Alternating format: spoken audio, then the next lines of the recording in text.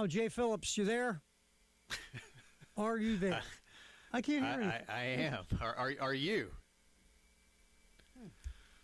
Oh, it's because my question. earbuds broke. Jay, please talk while I fix this. I see. Talk away. Well, once again, I'll just remind you, the show always starts at 3. So it's good. It's good. But somebody's got to be here at 3. I've been here since 2:57, ready to go. But put your earbuds in. And, I got to find earbuds. So say bad things all you want while I'm not in the room. Hopefully that'll help. Yeah, but again, the show always starts at 3. That's my motto in life, Terry Ford. The show always starts at 3. That's that way I know what I'm supposed to do every day at 3 o'clock. Most days, anyway, at 3 o'clock. How are you on this fine Friday before Snowmageddon hits? Well, like I said, I got my Iditarod dogs set up. I went out and I just rented them because I can't afford that kind of things. I'm in radio, but I'm set for the weekend. Yeah, I've done the same thing. My 80-pound lab is getting a crash course in snow sledding, and she'll be taking me to the grocery store tomorrow if need be, right down the street. But there's a few hills and vales to navigate, and it could be icy. So we got her some little boots. She's great. She's ready to go. little boots. Yeah, little designer awesome. action. Yeah, well, I don't know how designer they are, but she's got that, and she's got her coat. So she's good, man. She's ready to go. The little one can't do much. She'll just ride along, but she'll jump on the bigger one's back. Yeah, big one's ready to go, man. She's in full. I figure, Labrador is Canada, right? She might not be a Siberian Husky or some such, but Labrador Retriever. I mean, that's Canada. She's ready. Look, she's good. Just because she was born and raised in South Carolina doesn't mean she can't figure it out real quick. Well, she's got the natural ability inside of her. Yeah. Because of her genetics. She'll be ready to rock and roll, man. She's fine. She's basically Canadian, so she's in good shape. Close enough. She loves the old Quebec Nordiques. I know that much. So she's got that going for her, which is nice. No, ready to go. I have no idea. Tomorrow we talked about it, that maybe 6 inches across the Midlands, northern Midlands, maybe a little more. Not really sure what we're going to get, man. Now people are saying maybe not quite that much in the city. I don't know.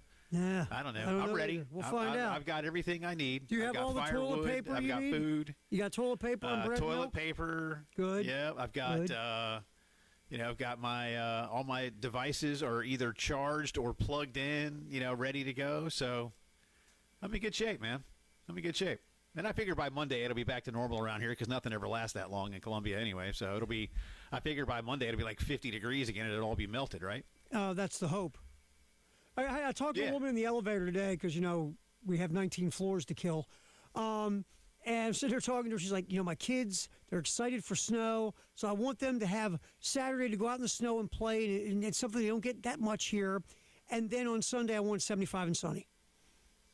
Yeah, that sounds about right. She had a good plan. We won't get that. It's going to be cold overnight, though. I know that much. So whatever does fall tomorrow is probably going to be nice and frozen come Sunday morning. So probably not a whole lot of traveling.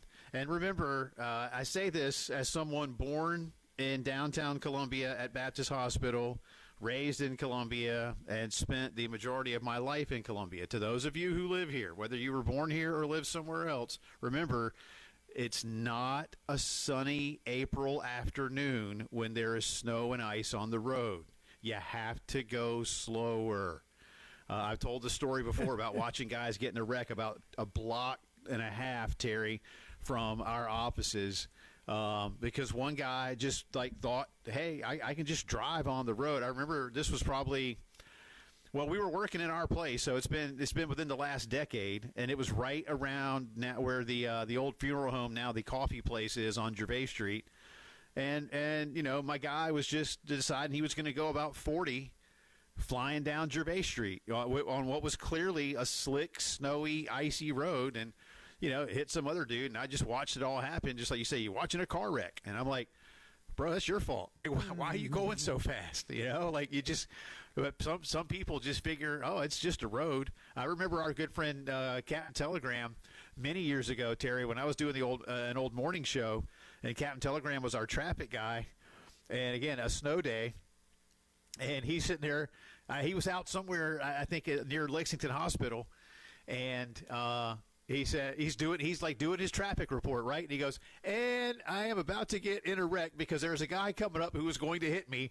And sure enough, like 5 seconds later, there's like kapow, and because again, you can't go regular. And for all the people who say that, like, we don't handle that well, the easy thing you can handle is A, don't get on the road if you don't have to, and B, if you are on the road, you have to drive slower and don't slam on your brakes.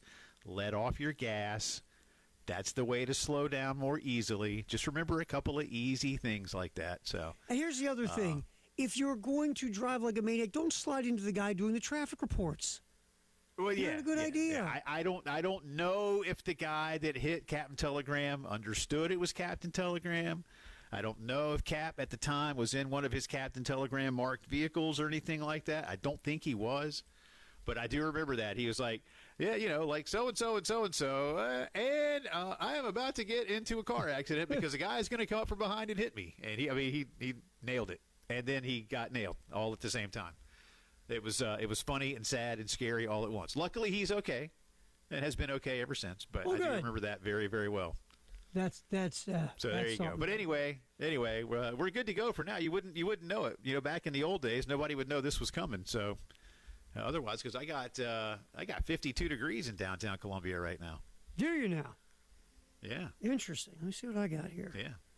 It ain't bad out right now. Let's see what we got. Yeah, where I'm at here in the studios.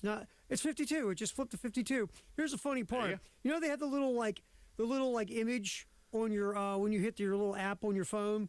Mine's Columbia 52 degrees, and it's a dude standing there with the sun out in a regular old shirt. No coat, no jacket, no nothing. No, that's nice, man. This time tomorrow, we'll be dead or dog sledding according to It'll be the snowing. weather. I'm looking forward to it. It's good. We need some. It's good to have snow every once in a while. Remind people that we are, in a place where there are 4 seasons most of the time. So we need. I think there are people who would disagree with you. Just saying. I know there are. There are. I think there are people who go, screw you, Phillips. I don't want no snow. I like it. My time living in the mountains of North Carolina gave me an appreciation for having snow on the ground. Which, by the way, up there in the Asheville way, they're gonna get a lot. Yep. Kind of jealous, man. They're gonna get a lot. So good for them. But anyway, all right. Well, how are you? Better than Auburn after South Carolina basically slowly took the air out of them last night on the plains. Yeah, I watched that game. And Carolina was very methodical in what they did. That's a good way to put it. Everybody scored. That was pretty cool. That was cool, wasn't it? Everybody got theirs in the scorebook. Yeah, Tessa had a big night. So a good all-around performance for Carolina. I believe A&M is next, if I'm right. I don't have that. I do believe you are correct. But I think that's right. And Mississippi State did South Carolina a favor last night by giving Tennessee their first loss. So guess who's in first place in the SEC, that was impressive, Jack? man. I saw the result. I did not watch that game, but I saw the result before Carolina had played. And not only did Mississippi State beat Tennessee last night, Mississippi State beat Tennessee at Thompson Bowling by 15 points. Whooped them. So they really took it to them last night. Now, I don't know if UT just – kind of had an off night. I mean, we know State's a good program, but probably weren't expected to win that one. But again, not only did they win, they ran ran away with it rather. Mm-hmm. And so does Carolina a bit of a solid. Carolina sees the Vols a week from Sunday, so 9 days from now, and what will be a really big game. But as it stands, I suppose, and I guess it has to do with the tie-breaking situations, because Carolina and Tennessee haven't seen one another, and they, as I said, they will. But for whatever it's worth, as we speak, that puts South Carolina into first place. But again, the head-to-head will tell us a lot more here pretty soon. Yeah, and that game's obviously at CLA, and all the cool little analytic predictor sites give South Carolina a W there. The only game that computers think South Carolina is going to lose the rest of the regular season will be the game at LSU. The rest of them, South Carolina is predicted to pull W's. So the computer predicts LSU to win that game right now? The last time I looked, Ken Palm had the, not Ken Palm, but Bart Toviker had the LSU Tigers winning that game. But the rest of the I mean, that season, makes South sense. Carolina, yeah, it's at LSU. We'll see. I mean, South Carolina's gone there and won before in the Kim Mulkey era, They have. so that's why they played the game, Jay. Last time I checked. Yeah, exactly. No, honestly, I'm dead serious. I expect South Carolina to win every game they play, wherever they're playing. When they lose, it's it's a shock. It's just yeah. Well, I just think that's what Dawn has built, and I think everybody that follows basketball should think that Carolina is going to win every game they play. They're not going to, but I don't see a reason to think that LSU should be expected to beat South Carolina, if you follow my meaning. Sure.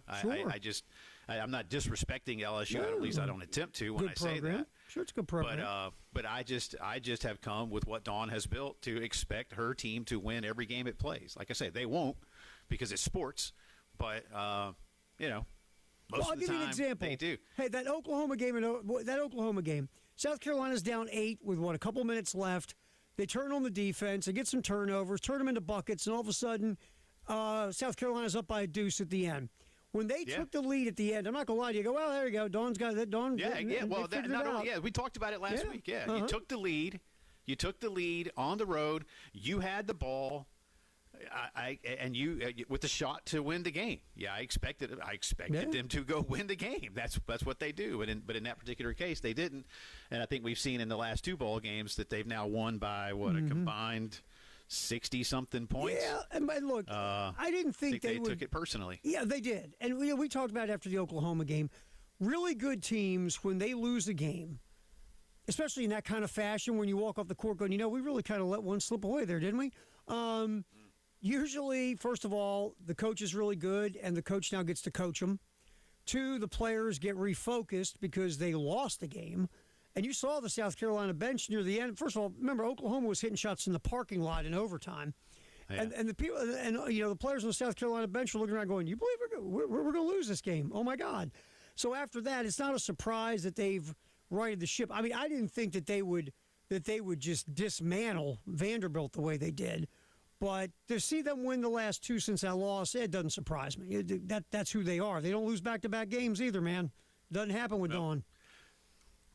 Well, and David Cloninger put out that I think since the 13-14 season, South Carolina's now played a total of 200 women's basketball games in the SEC, and they are 183-17. That's sick. That's just sick. I mean, just, dang. That is a wrecking machine, my friend. I think his line of demarcation was that was their first SEC championship season. Okay. So that was the line he drew. But since that point, they've played, counting last night, 200 games in conference. Oh my God! 183-17. I'm thinking, this is my 5th basketball season here, women's basketball season. I can count. What have they lost? 6 games, maybe, Jay? I'm just going to the top of my head. Maybe. Lost to tops Oklahoma this year. In the Texas SEC, last year. in the SEC they lost. Let's see, they lost a couple. They lost in the SEC tournament to Kentucky. They lost that game to Missouri. They lost to Oklahoma. I mean, again, they're so rare. I can hardly think of them. But on one hand, I can count the games they've lost since I've been here in conference play. Yeah, that's just unfair. They ought to spot teams' points. Just to make it fun. Yeah, run that by Dawn. Yeah, hey, Dawn, why don't you spot some teams at 10 points to start the game? What do you say? All right, so we've got obviously a lot of that to talk about through the show, but our good buddy Langston Moore will be here next to yip about the world of college football, the NFL, anything we want to talk about. We'll just throw stuff in. We'll get into the title games from last week and what he thinks of the whole Belichick mess and all that kind of stuff. So, and maybe even talk, as I said on the Twitter, some big game foods. It's time to start thinking about that. Yep, that's coming up next here on the post-game show. Jay and Terry here on the game.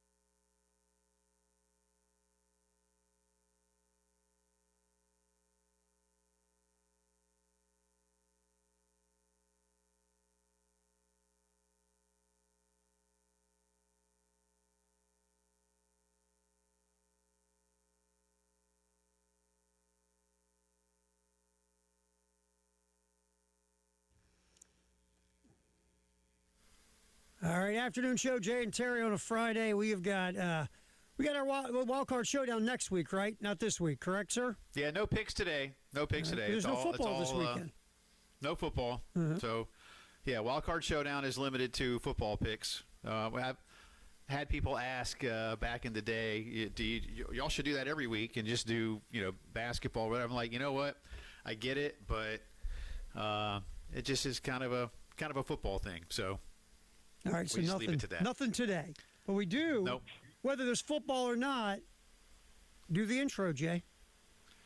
Yeah, it's time to talk to our good friend Langston Moore, the former Gamecock defensive lineman, team captain, draft pick of the Cincinnati Bengals, husband, father, barbecue aficionado, softball expert, cheer dad, sometime media member, children's book author, public speaker, and part-time chef, I think, as well. So we're going to throw that in today, in addition to just being a Renaissance man. And I also want to ask Langston Moore, as a proud native of the low country of South Carolina, what did you do the first time you had snow, and how do you go sledding in a place that's only 5 feet above sea level?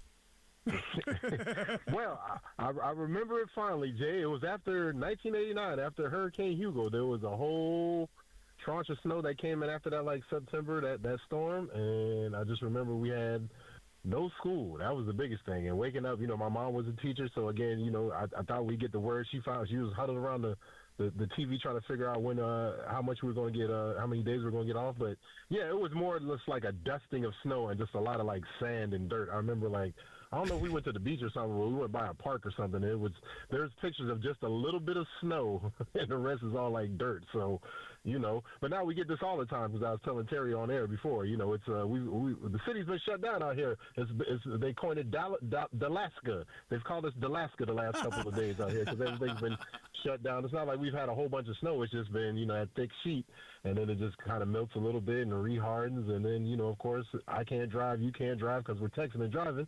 So it just makes everything terrible. So everybody's been in the house all week. Now, y'all aren't getting what we're getting over this way, are you? You're not getting the same snowstorm like we all got the same thing last week, but you're not getting part of this week, are you? Nah, the entertainment, as you start to hit over 40, you're like, turn on the Weather Channel. It used to be ESPN. Now it's turn on the Weather Channel. Let's see what's going on in Sheboygan. So you start looking at weather. I know people that live in Myrtle Beach, so yeah, I saw a whole bunch of snow headed that way, and we got a lot of visits last weekend. A couple of them got canceled because of the snow that was impeding, but yeah, y'all about to get hammered with it here in a little bit. So, stay inside. That's the biggest thing. Stay inside. Langston, Sheboygan and the Low Country have the same exact weather. Sheboygan. Yes. Almost spelled the same way, too. Right? That's right. Yeah, we're getting conflicting information. I was telling Terry, one app I'm looking at says less than 2 inches, but then the local weather people, who I really kind of trust on something like this, or at least I want to believe that they're more in tune with it, are telling me 4 to 7 inches. So I want to go with the 4 to 7, not the less than 2. That's what I'm hoping for. But we shall see. We'll keep you all updated. Langston, let's start with the games from last week. I know you had, and I'm glad you did pick my Broncos to make it happen. Didn't quite get there, and what turned out, speaking of snow, to be a tale of two different games. I'm curious, as a football guy, how much you put into Sean Payton not putting those points on the board in the first half, and how that ended up, kind of lingering all day long, almost like a missed PAT sometimes just haunts you. It felt like not going for those 3 points really just stuck with Denver all day. Yeah, and he felt like he was kind of like chasing it towards for the rest of the game, like you said. And so that's the thing I think I was most disappointed with, with Sean Payton, was like it felt like he was just not as prepared, or he didn't pull the trigger, or like he wanted to pull the trigger, and then like the weather came, and there's a whole bunch of excuses that I wouldn't expect from him, because he's always creative. He's always trying to figure out different ways to kind of stay, a nice blend of like the old school, take the points, sometimes forget analytics, that type of stuff. Okay, the snow game is coming. Let's have something in the repertoire. Man, I got a guy on this roster that can just beat up all the hell, all type of crazy stuff I can run, even though he doesn't have the crazy. I mean, just all type of things were open. Plus, not having some stuff on tape. I just didn't see that from Sean last week, and it felt like Vrabel and like, the maniacalness that is him and who he came from just kind of like took advantage of the situation, and they had ample opportunity. I thought when they struck down down on the sideline and hit that deal to Marvin Mims earlier on that was going to give him enough kind of confidence to kind of call some certain things. But ironically, Seattle did what I thought with Sam Darnold, with Stedham and Sean Payton didn't do, which was they kind of seemed like it went there, and then all of a sudden they just went to the lemon booty, man. And I couldn't understand having home field advantage, all those different things. 4 and outs. I think I texted this to you, Jay. Like, just getting turnovers and getting punts and 4 and outs were not enough. You had to get turnovers, and you probably had to do something with that turnover, and that never materialized, even though Denver played phenomenal defense. Hey, Langston, we see Peyton go aggressive there, 4th and 1, and he talked about it. We're moving the ball. We figured, we've got a couple plays we like there. We want to be aggressive, and again, if you get a touchdown there, you're up 14 points, and that thing's over. But so I guess that's the direction Sean Payton was thinking. And also the analytics. That little dorky guy from the Big Bang Theory standing next to Sean Payton. Sean, 79% of the time says you should go for it here.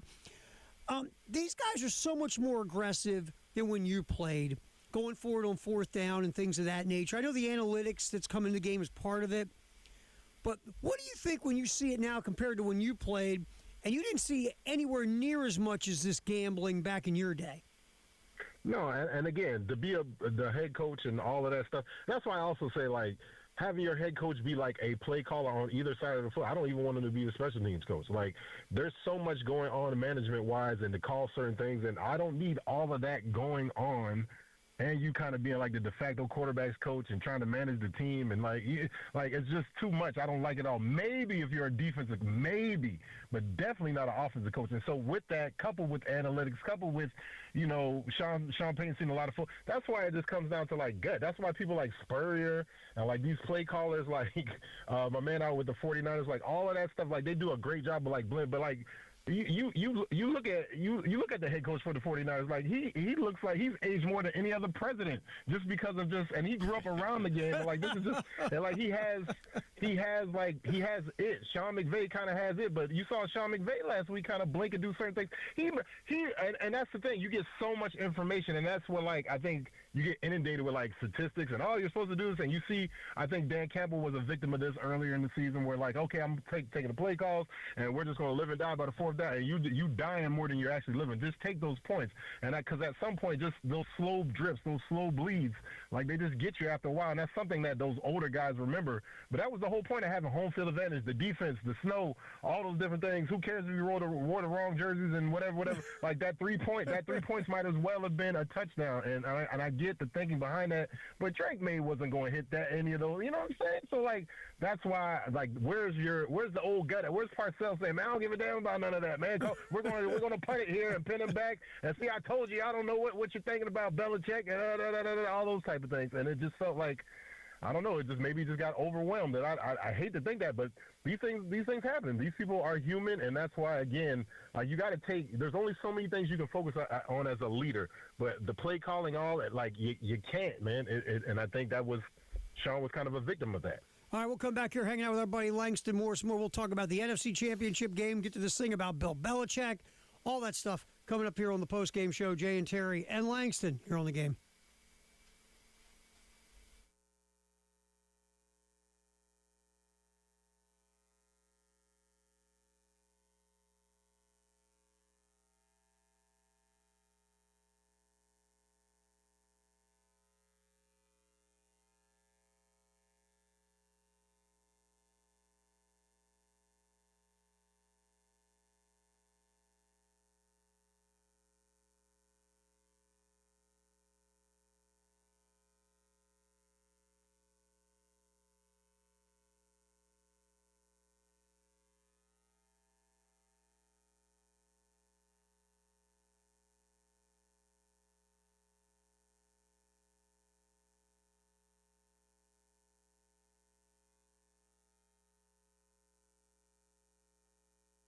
CHW Cabinetry in Lexington on 2-Notch.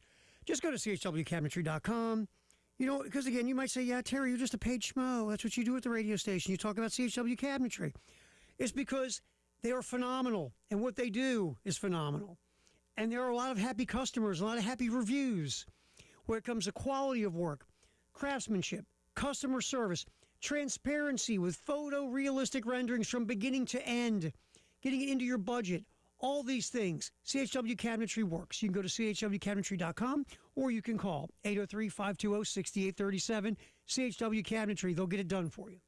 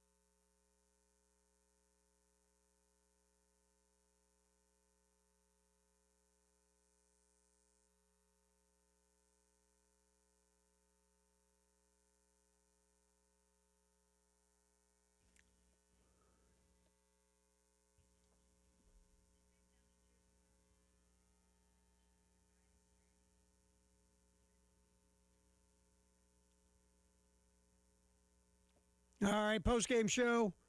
Jay and Terry and Langston here on the game as we roll a Friday. All right, Langston, so NFC Championship game. Did it play out the way you thought? I didn't expect as many points. I didn't expect it to get anywhere over, let alone both teams getting close over like 21, 24 points. But, yeah, they, I guess the overarching theme is that the MVP of the league got outplayed in the championship game by the guy who once said he saw ghosts one time. And again, that's football. That's, you don't have to be the greatest in the league, which you just happen to be that day, but you just got to be the best quarterback on the field that day. And I guess that's what happened with Sam Darnold. Langston, tell the truth. Did you ever think we'd see a day that Sam Darnold was playing in a Super Bowl as a starting quarterback? Not working it, not like, mowing the lawn or something, but actually playing in the Super Bowl as a quarterback. Not as a broadcaster, because he is a terror. I'm trying to give him just very bland as response wise.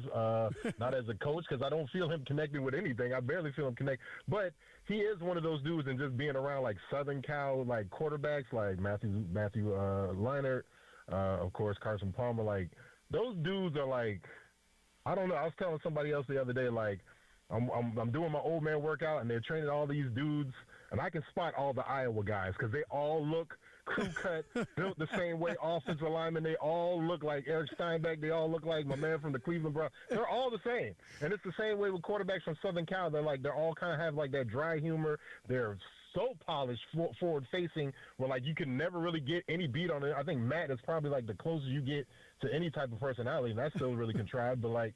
Man, those dudes are like really great teammates, man. Because I mean, I've had some parties over at Carson. You're like, Carson, I didn't know y'all get down like this.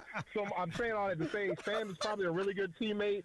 Has always been there. He came into the league when he was like 20-something years old, so a lot of it has been catching up to him. And I think somebody said it earlier on one of these little podcasts or pundit shows. Like, that's the thing about the NFL, unlike the NBA or like baseball.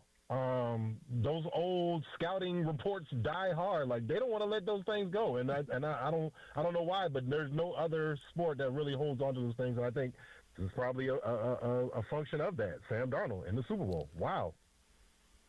How much, in your opinion, is Drake May being a second-year guy and still kind of he's not a rookie, obviously, but maybe a little, in a good way, naive, going to play into his hands in terms of what they have going for them next week? I mean, Darnold isn't that old, and he's bounced around a little bit, but Drake May just kind of feels like, I don't know, Langston, sometimes like he's still a high school quarterback, just happy-go-lucky, and, man, look at me, I'm here. How much of a benefit is that? How much of a detriment is that?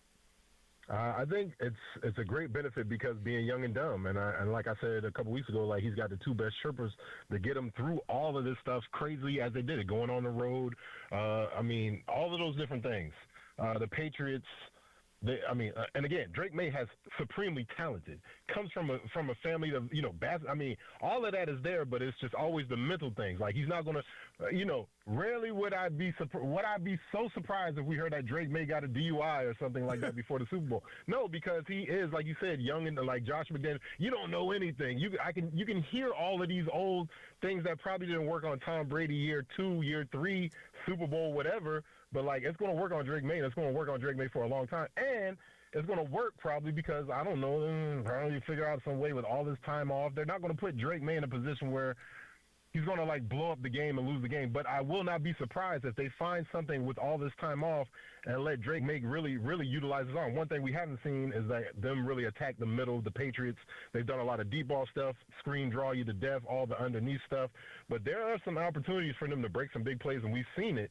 And so, I wouldn't be surprised if Drake May went out there and had like a phenomenal game that we hadn't seen in the playoffs, and because they've been playing it really close to the very, ground and pound, make the shots when they got to make it. But yeah, they're just playing on. I think all of that is going to be a perfect validator for him to do it again next year. Listen to what I got to say. We're not going to be here about the bearded Drake May coming into two-a-days, not listening to Mike Vrabel in year 5 because I already won a Super Bowl and a cigarette behind his ear. That's not what happened. I think they got a few. I think they got a few more years of that, and I think, again, the proof is in the pudding with Josh McDaniel, the Patriots, all of that allure, all of that. Drake May is a kid that sucks all that up, and he's a newer kid, so I think it just all bodes well for what they want to do up there, and it's perfect for what Braves and Josh McDaniel want.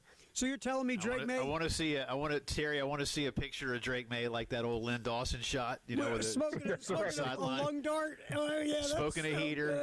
Got his can of Fresca and the metal folding chair. How funny would that be? That's real football. Hilarious, and that's back when men were men. That's right. Unfiltered, baby. So we're not going to see Drake May pull a Stanley Wilson or Eugene Robinson. Is that what you're telling me? No, not Eugene Robinson or my other guy who was really cool. We got him just too close down there to in San Diego. Barrett Robinson, where he ran off for a little bit. So I think Drake May is just a very stable kid, man. As far as we can say when we're talking about football players and all those things, but like. He will understand the gravity of the moment. He will not let his teammates down. And just like I said, just being young and dumb and kind of all of those things. But also, too, he still has a huge amount of talent. I hadn't seen – look here. There's one thing I figured out about my wife. She loves the football neck. She hadn't loved the neck since Takeo Spikes. I showed her Drake May's neck the other day. She's like, "Oh my goodness!" And I'm like, I got to get back and start doing some traps. Drake May can go out there and lay his head down and be Tim Tebow if he needs to be for one game sample. I think he will do whatever it takes to not lose the game. He'll put them. I'm telling you, Drake May. And again, I don't think that's going to be a negative thing. I just think it's. The only thing that may hold him back is if the Patriots try to make it too vanilla and don't let him kind of exude and use some of that talent if necessary. Yeah. Langston, let's talk about another young guy who's getting a lot of praise, and that's Irmo's own and South Carolina's own Nick Emmanwori, who the great Richard Sherman said is maybe the most important piece of the Seattle defense. High praise from a Hall of Famer, and Nick is not playing like someone who just got to the NFL, man. He is playing at a high level. Yeah, and I mean, Nick has always been an outlier since, I remember when an old assistant by the name of Stephen Kennedy found this guy out there in Irmo, and I was like, okay, cool, he's going to be a defensive end, 6'3". No, he's going to be a safety. I was like, what you mean? He's like, he runs this and he does this. And I'm like, that's impossible, man. Like, this is go ahead and make him a defensive end. And again, thank goodness, coaches and all these other folks figured it out, and Nick just grew into this phenomenal player. I mean, a la Kyle Hamilton. Oh, he happens to get Kyle Hamilton's coach. I know there was a lot of expectation for what Nick wanted to go as far as high and draft picks, but I mean, thank goodness you don't get to choose these things, because I think you worked out in the greatest situation ever. The culture out there. That's another good thing about being a local guy, being very, very far away from home. I've lived on the West Coast, and those folks who really want to see you, they got to have some money to come out and see you before, once you get out here, I got you. You know what I'm saying? But those flights and all of that stuff, I'm saying all of it bodes well for Nick, the defense, and to get a chance to go to the Super Bowl, man. I guarantee you, the draft day disappointments, you probably wouldn't exchange any of those now. Very, very super proud for him. But again, hopefully, Nick keeps going, man, and seeing him in the past performances, there's never really been a high watermark for Nick. He continues to just keep pressing it and pressing it and pressing it, and I just think that's one of the biggest things of his talent, his ability to put all that together and not have any limits on what he can do in his physical ability, playing safety or whatever it is he's playing. I'm going to say this. We were talking about, the guys who went sideways right before the Super Bowl. Barrett Robbins had a lot of stuff going on, obviously, but I'm going to tell you, man, I was in San Diego for that Green Bay-Denver Super Bowl week. I was dying to go to Tijuana. Nobody would go with me. I was dying. I had a list of things I wanted to do in Tijuana. Most of them were illegal, and I was dying to go. Nobody would go with me to Tijuana. Unlike America, Terry, you never need an accomplice when you go to Tijuana. Probably don't need an accomplice when you go to Tijuana. Just let somebody know that's where you at. Just you went with two kidneys, you come back with two kidneys. One of those deals. You know what I'm saying? Our buddy Langston Moore. We'll come back. We will talk more about the Super Bowl and this whole Bill Belichick stuff in the Hall of Fame with Langston next, and food. Jay wants to get to some Super Bowl food as well. Post-game show. Jay, Terry, and Langston here on the Game and the Game Network.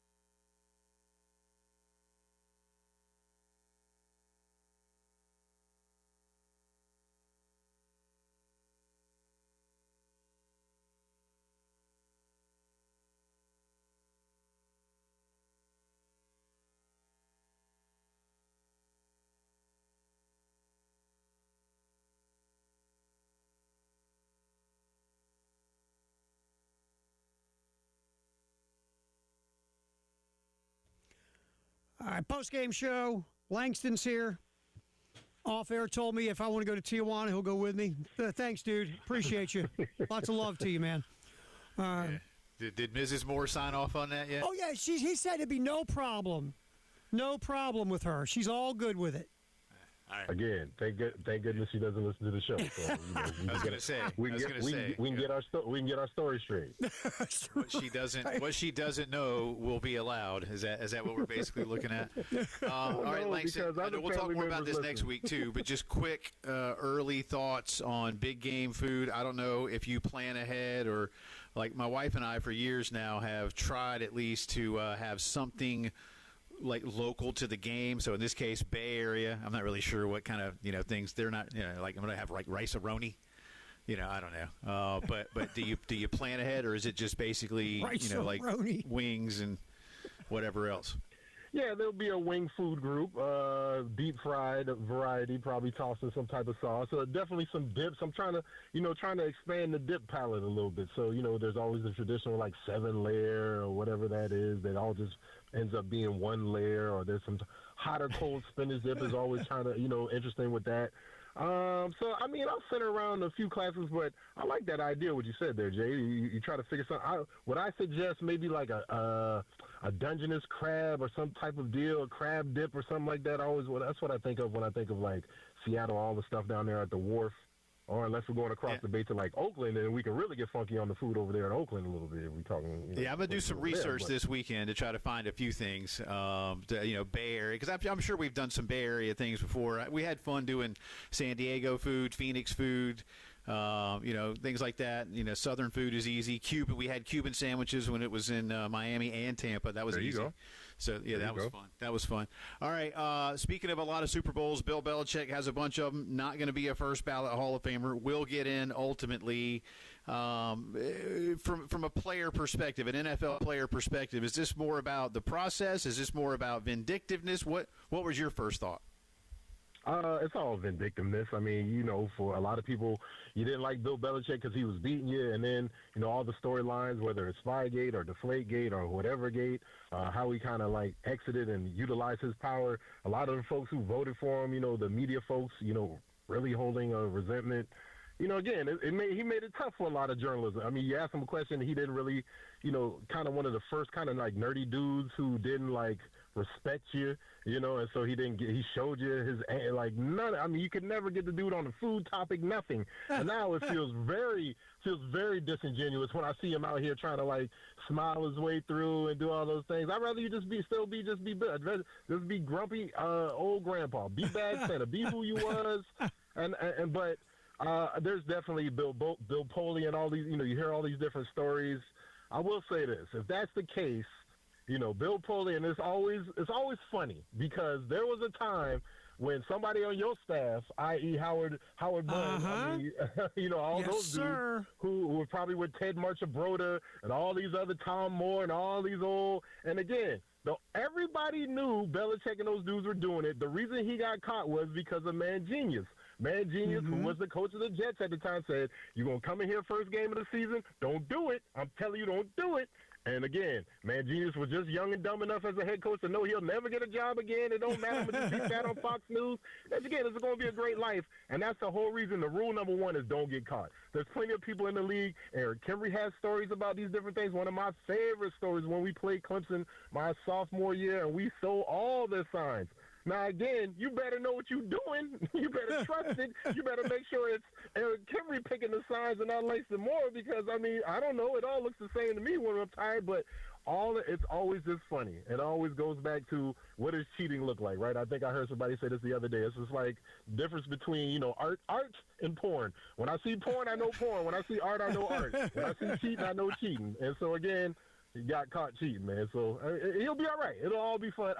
Interesting. Will it be Bob Kraft, Tom Brady, and the final one after a couple years of waiting? Will it be Bill Belichick going in at the end, which will probably be the thing that makes him the most peeved with all of this? Because nobody cares about history more than Bill Belichick, right? All of these different things, the no face mask, that's him. He loves all that stuff. Well, you bring up a great point about the whole Howard Mudd thing because that came out this week. That wait a minute. You think Bill Belichick's the only guy that was doing this stuff, or the Patriots were the only ones, and they invented it? Oh, not so fast. There were others. They just didn't get caught. Yeah, Jimmy Johnson went out there and said, man, he gave us the whole playbook. I just didn't see any use. I wanted to spend my time doing this. Just like somebody had a whole article about Vrabel and what he wants to spend his time on: game management and the referees. If we got referees that call a lot of penalties, deep balls, guess what we doing this week, Drake? We doing a lot of deep ball. We're doing a lot of we're playing to the mark. We're playing to all of that. Now again, does it feel cheap? But when everybody is super uber talented in the NFL and everybody's looking for, it's all of those little things. Whether your uniform is white in the snow, like all of that stuff comes down to matter. Nobody's been better at that than Bill Belichick. Like I said, Jay, one of my favorite stories against the Broncos is when y'all played on Monday night. Y'all were up. The Broncos took a safety, punted it off, got the turnover, came back and beat y'all on Monday night in a way so unimaginable. But you don't do that just by, you practice that stuff. And again, that's what happens. You win it in the margins. Interesting. Hey, speaking of Vrabel, real quick before we let you go, we only have 30 seconds. Never mind. Forget it. We don't have time. Next week. Well, we'll do it next time. Week. But that gives me a chance to remind all of y'all to make sure you go to athletesandartists.net. Check out all the Just a Chicken series of books, all the info, all the swag, the Button Gut podcast, and again, how you can contact Langston and our own Coach P. Preston Thorne, get them into a great educational environment near you or other speaking engagement, athletesandartists.net. Thank you as always, sir. Appreciate you. Absolutely. Y'all be safe out there. All right, you too. We'll talk to Langston next week ahead of the big game. We'll talk more about the menus as well. Speaking of the NFL, Terry, breaking news on player safety. I'll have some of that for you. We'll talk a lot of Gamecock hoops next hour. Well, they care deeply about player safety in the NFL. That's why they play Thursday night. Yeah. We'll see. All right, we'll talk about that next on the post-game show here on the Game and the Game Network.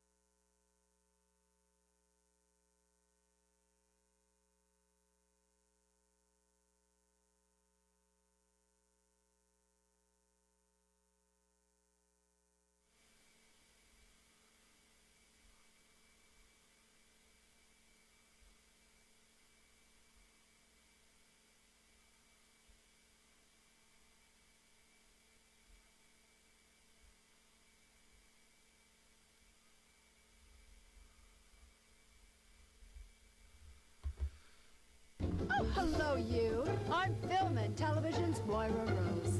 Won't you join me for a little stroll through the slice of paradise I like to call the town where I currently am? Little Catherine O'Hara from, I'm sorry, a phenomenal show, Schitt's Creek. Yeah, it's so good. Brilliantly So funny. good. I hope everybody has seen it. I need one thing. My wife and I have on the list that we haven't watched yet, that she was just nominated for, was The Studio with Seth Rogen, and we haven't. That's supposed to be really good. We haven't watched that yet, yep, but that's going to be next on the list. But if you haven't heard, the amazing Catherine O'Hara passed away today at the age of 71. No cause given as of yet from her family. So she's been working. I know. So, a lot of people really stunned by this, but I suppose she's best known across the world as Kevin's mom in Home Alone. I think that was really I wouldn't say that's her defining role, but it's certainly her most popular, just because Home Alone is what it is. But, I mean, in the mockumentaries like Mighty Wind, and she's great in Mighty Wind, but But the role she has in Best in Show. Best in Show. By the way, one of the most underrated movies ever is Best in Show. That character is just, man. Good. Oh, God. Yes. But I mean, and you and I are of an age that we, watched her in SCTV, which was Canada's version of Saturday Night Live. Think about the talent on that show. Oh, yeah. SCTV, man. Joe Candy, Flaherty, John Candy, Eugene Martin. Levy, Catherine O'Hara. It's phenomenal, man. That thing was so funny. Oh, it was brilliant. It was the McKenzie brothers came out of that, and so many things. But she was great. Was a part of that, and you mentioned Schitt's Creek, which was fantastic. I a couple of years ago was watching Eugene Levy talk about creating that show, and he and his son Daniel were doing that, and basically it was like, well, let's see, we can only do it if we can get Catherine, and like that, and they were like, he was serious. He's like, well, I mean, And then they flipped to interviewing her, and she was like, "Oh, well, I was so busy doing nothing that I decided to do it," and kind of a thing. But the way but Eugene was serious. It was like, we can create this show, but this character has to be Catherine. She's so funny, and the role she had in Beetlejuice, which really I think was. Again, that was back when I was in high school, Terry, and she was kind of coming out of the SCTV thing and into doing movies, and she had some other dramatic roles too that people don't see as much of, because she's just such a great comedic actress. But phenomenal, man. Really, I saw that this afternoon right after. In fact, you and I were talking for a while, and I sat back down at my desk here at the house, and when I sat back, that was the first thing I saw on a headline, and I was just like, "Oh no!" I know.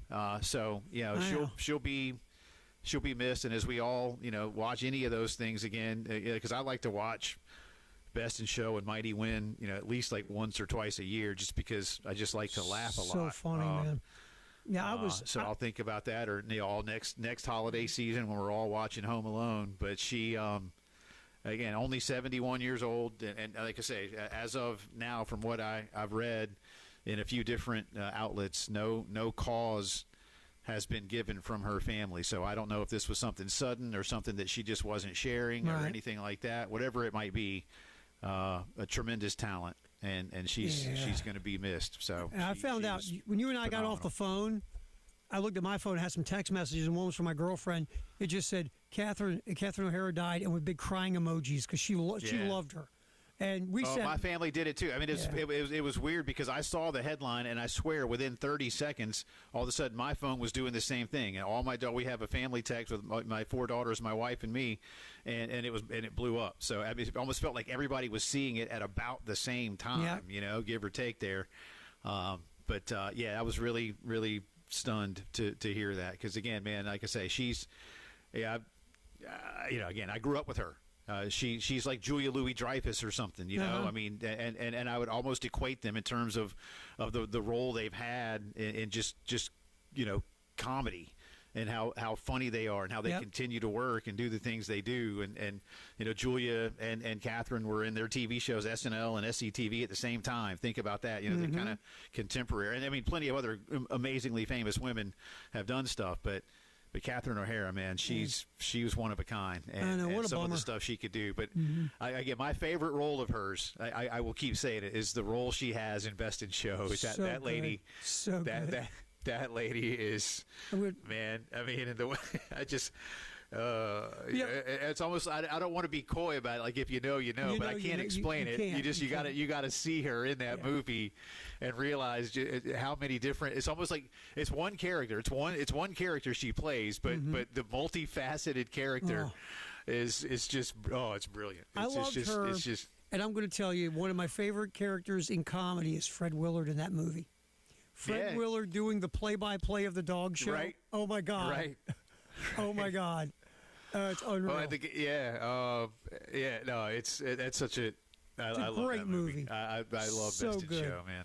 So good, man. Yeah. Anyway. And she's great. And Mighty Wind is great too. And Fred Willard is great in Mighty Wind, as you say, Fred Willard. But I don't think so. And if you know that one, good stuff, man. But Catherine O'Hara, man, that was tough. 71 years tough. old. So I agree, man. Again, rest in peace to an amazingly funny lady. So I was really sad to hear that. It was a bummer.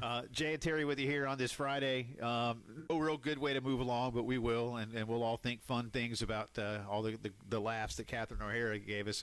But Terry, there is a little bit of breaking news. Came down right as we hit the air today, and we didn't get a chance. Should have thrown this in with Langston and just didn't get an opportunity to.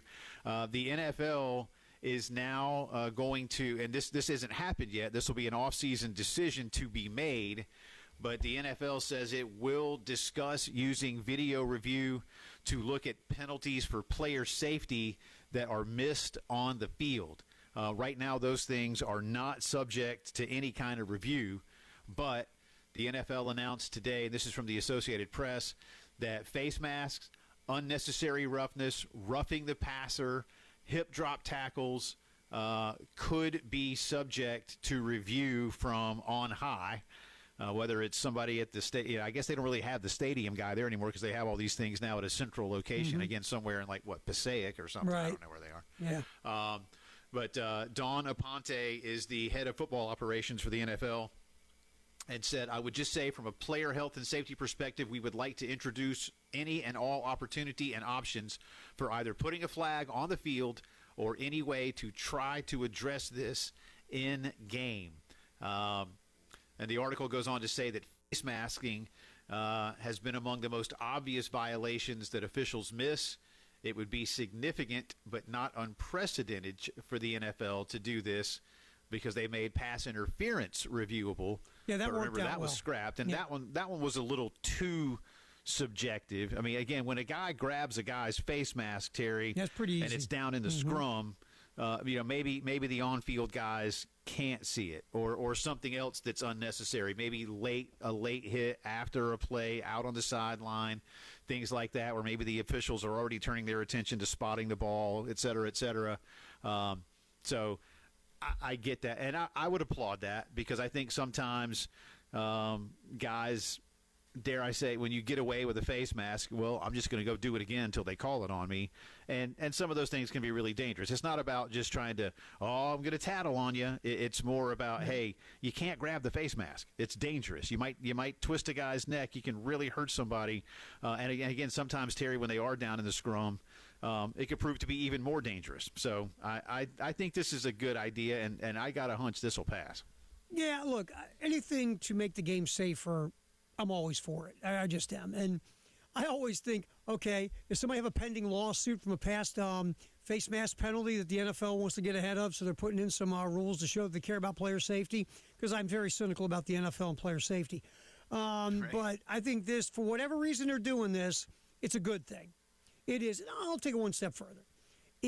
And they won't do this because, God forbid, I think, to me, each coach has 3 challenges, right?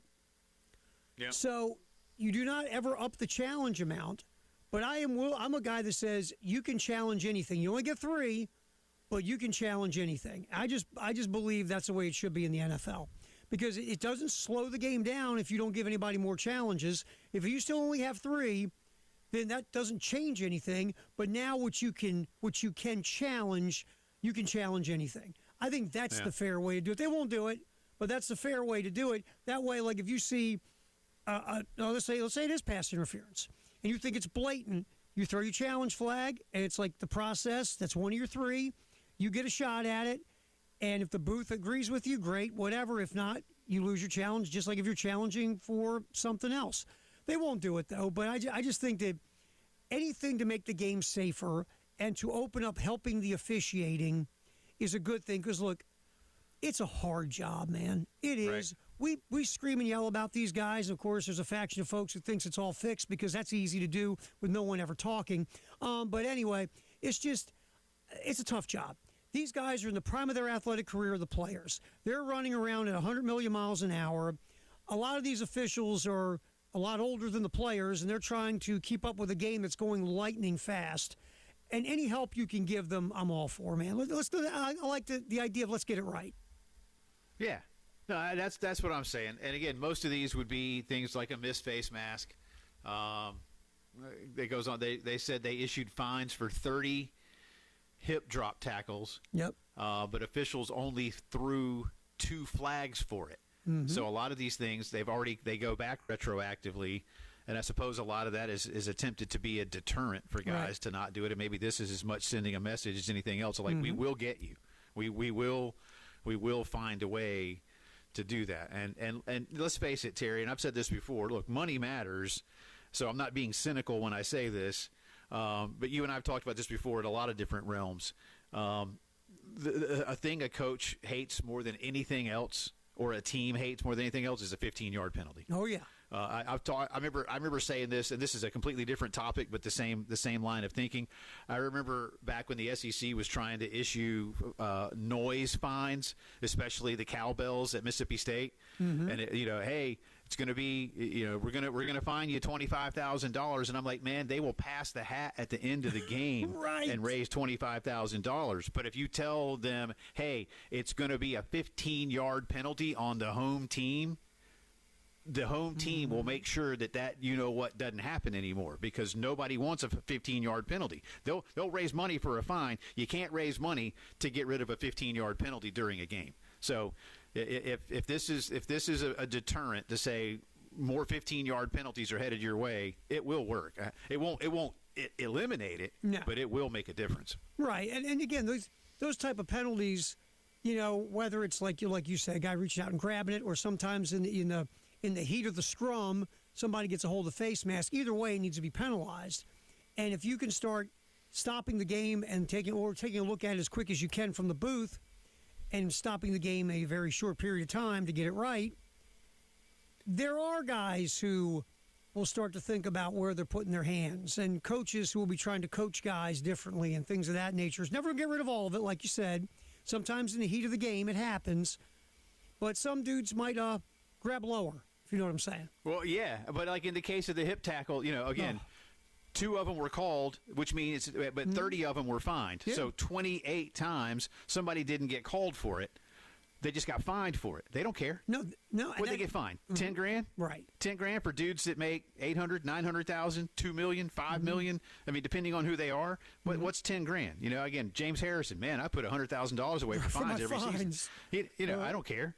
Fine them all you want. But again, what you don't want is a 15-yard penalty during the game. Yeah, that hip tackle is it's a dangerous maneuver too.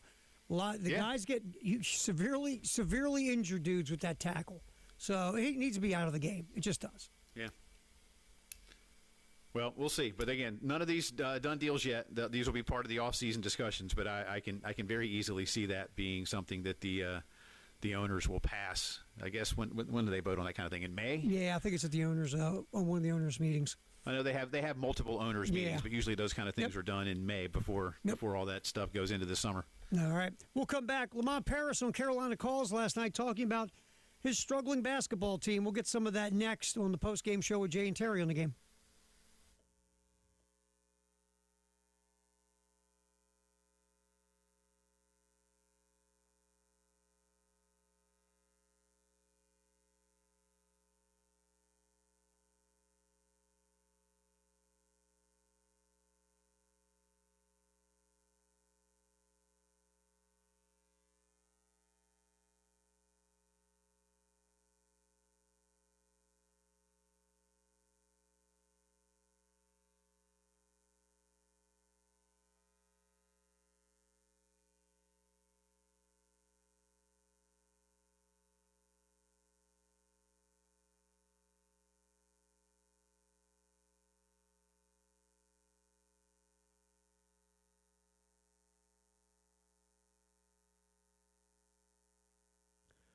The Men's Clinic with Dr. Dan.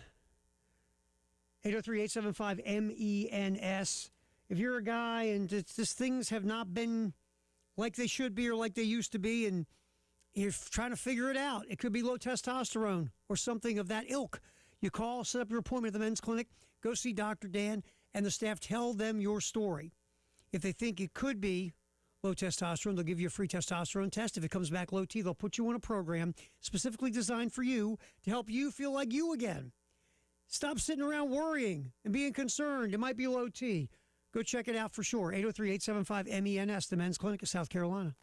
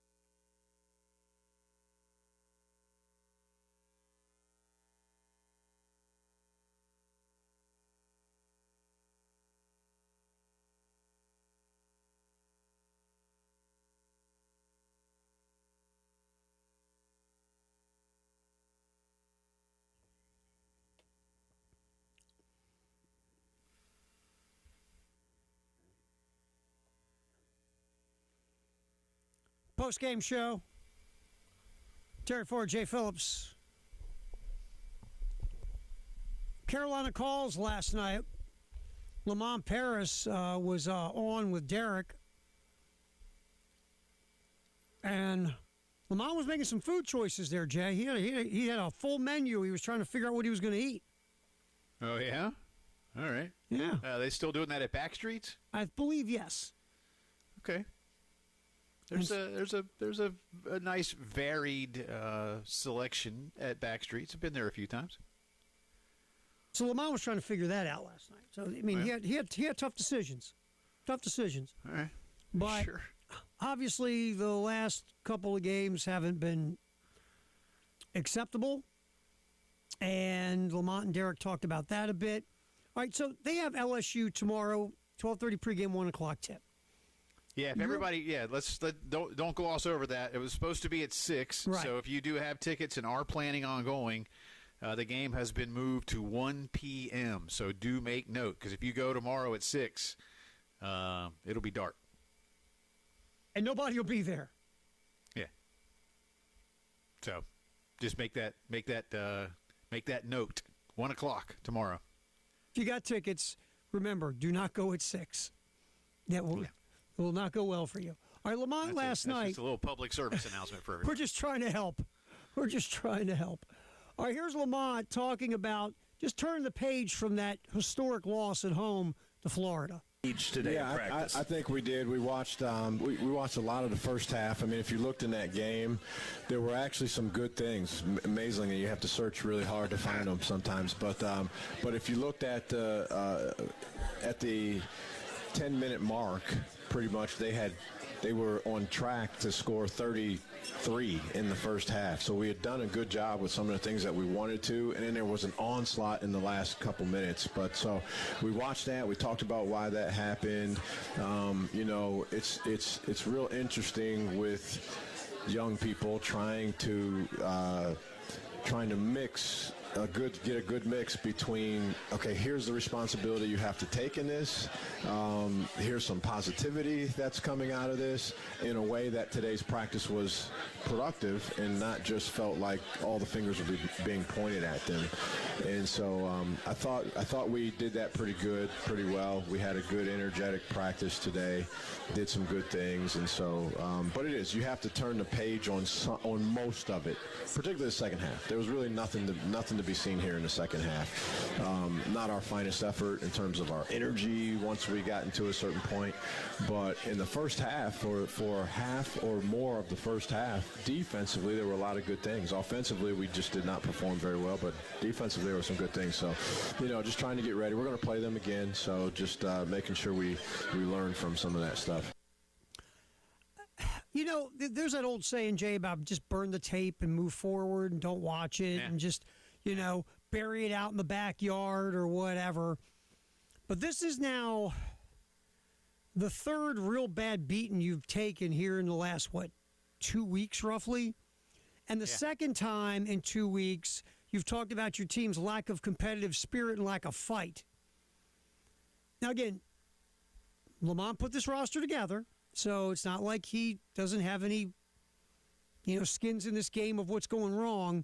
But if you're Lamont, I mean, how many walls are you beating your head on trying to figure out how to get to these guys, Jay? Because you're not getting through to them.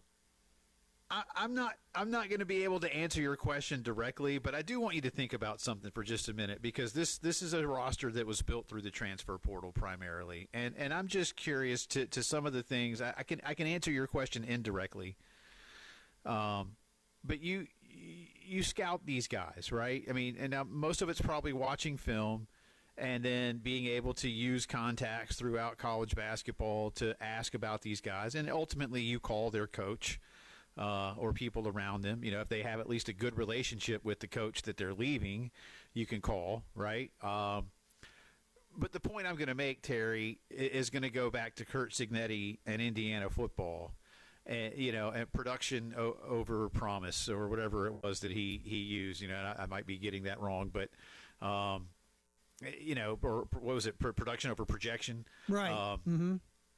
So, I suppose to some degree, and production is, I think, a byproduct of your effort, right? At some point, I think it has to be, unless you're. I was going to say, unless you're like Shaq, and you're just bigger and better than everybody. Right. But even Shaq had a lot of effort in his game, because Shaq's a hard worker.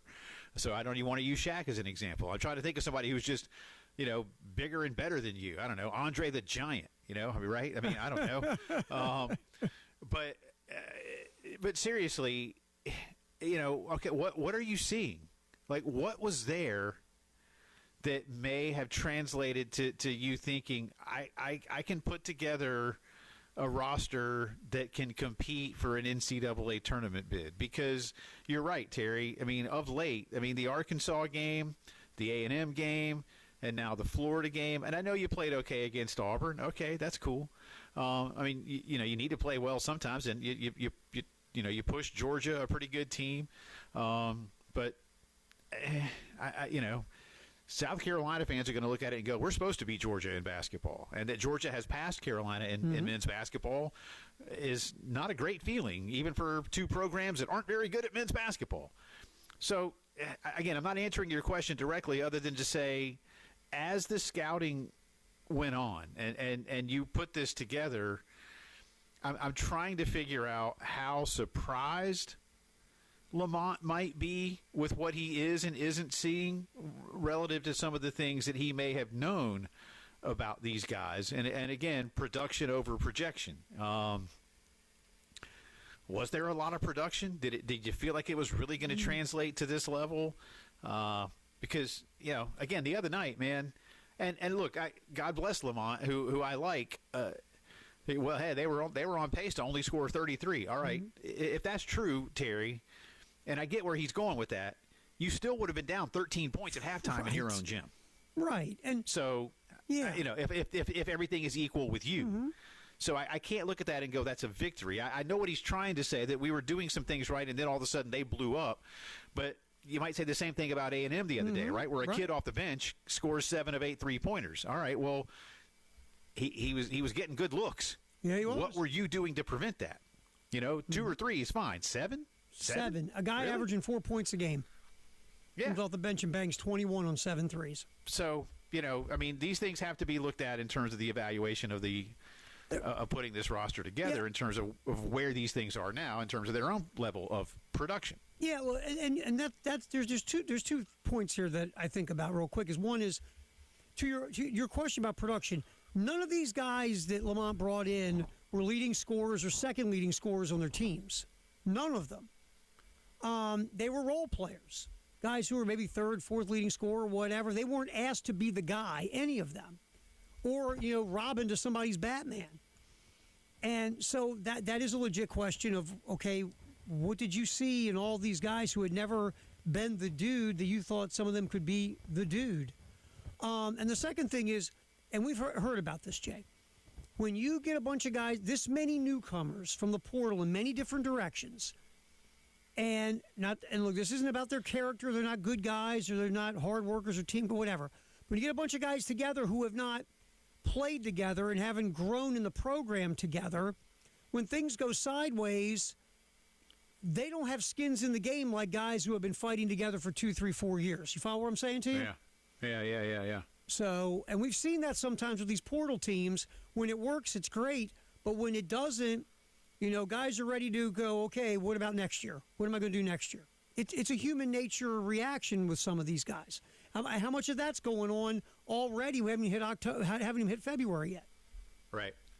Well, you in that last cut, I know we got to hit a break, so we'll come back on the other side and do this one. But in that last cut, he mentioned some of the second half effort, and there's a longer cut about effort that I think fans need to hear that we'll get to. All right, we'll get to that next. It's a post-game show. Jay and Terry, more from Carolina head coach Lamont Paris next on the post-game show here on the Game and the Game Network.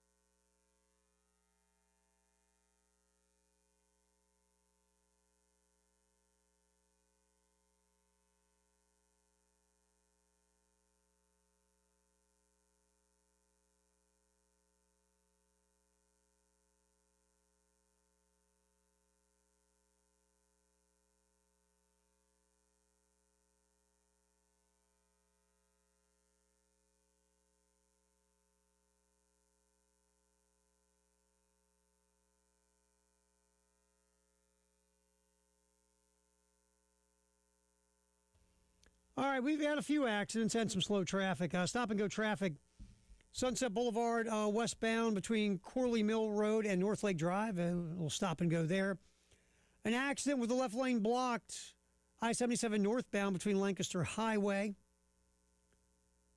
That's exit 65 and exit 73, which is South Carolina 901. In Richland, Harbison Boulevard at Broad River Road, there's an accident. Also, I-20 westbound at Fairfield Road, exit 70. Two Notch at South Lake Drive, Whiskey Road southbound near Hitchcock Drive, an accident as well. We'll come back, hear more from Lamont Paris and about effort in SEC play from his team. That's next on the postgame show on The Game.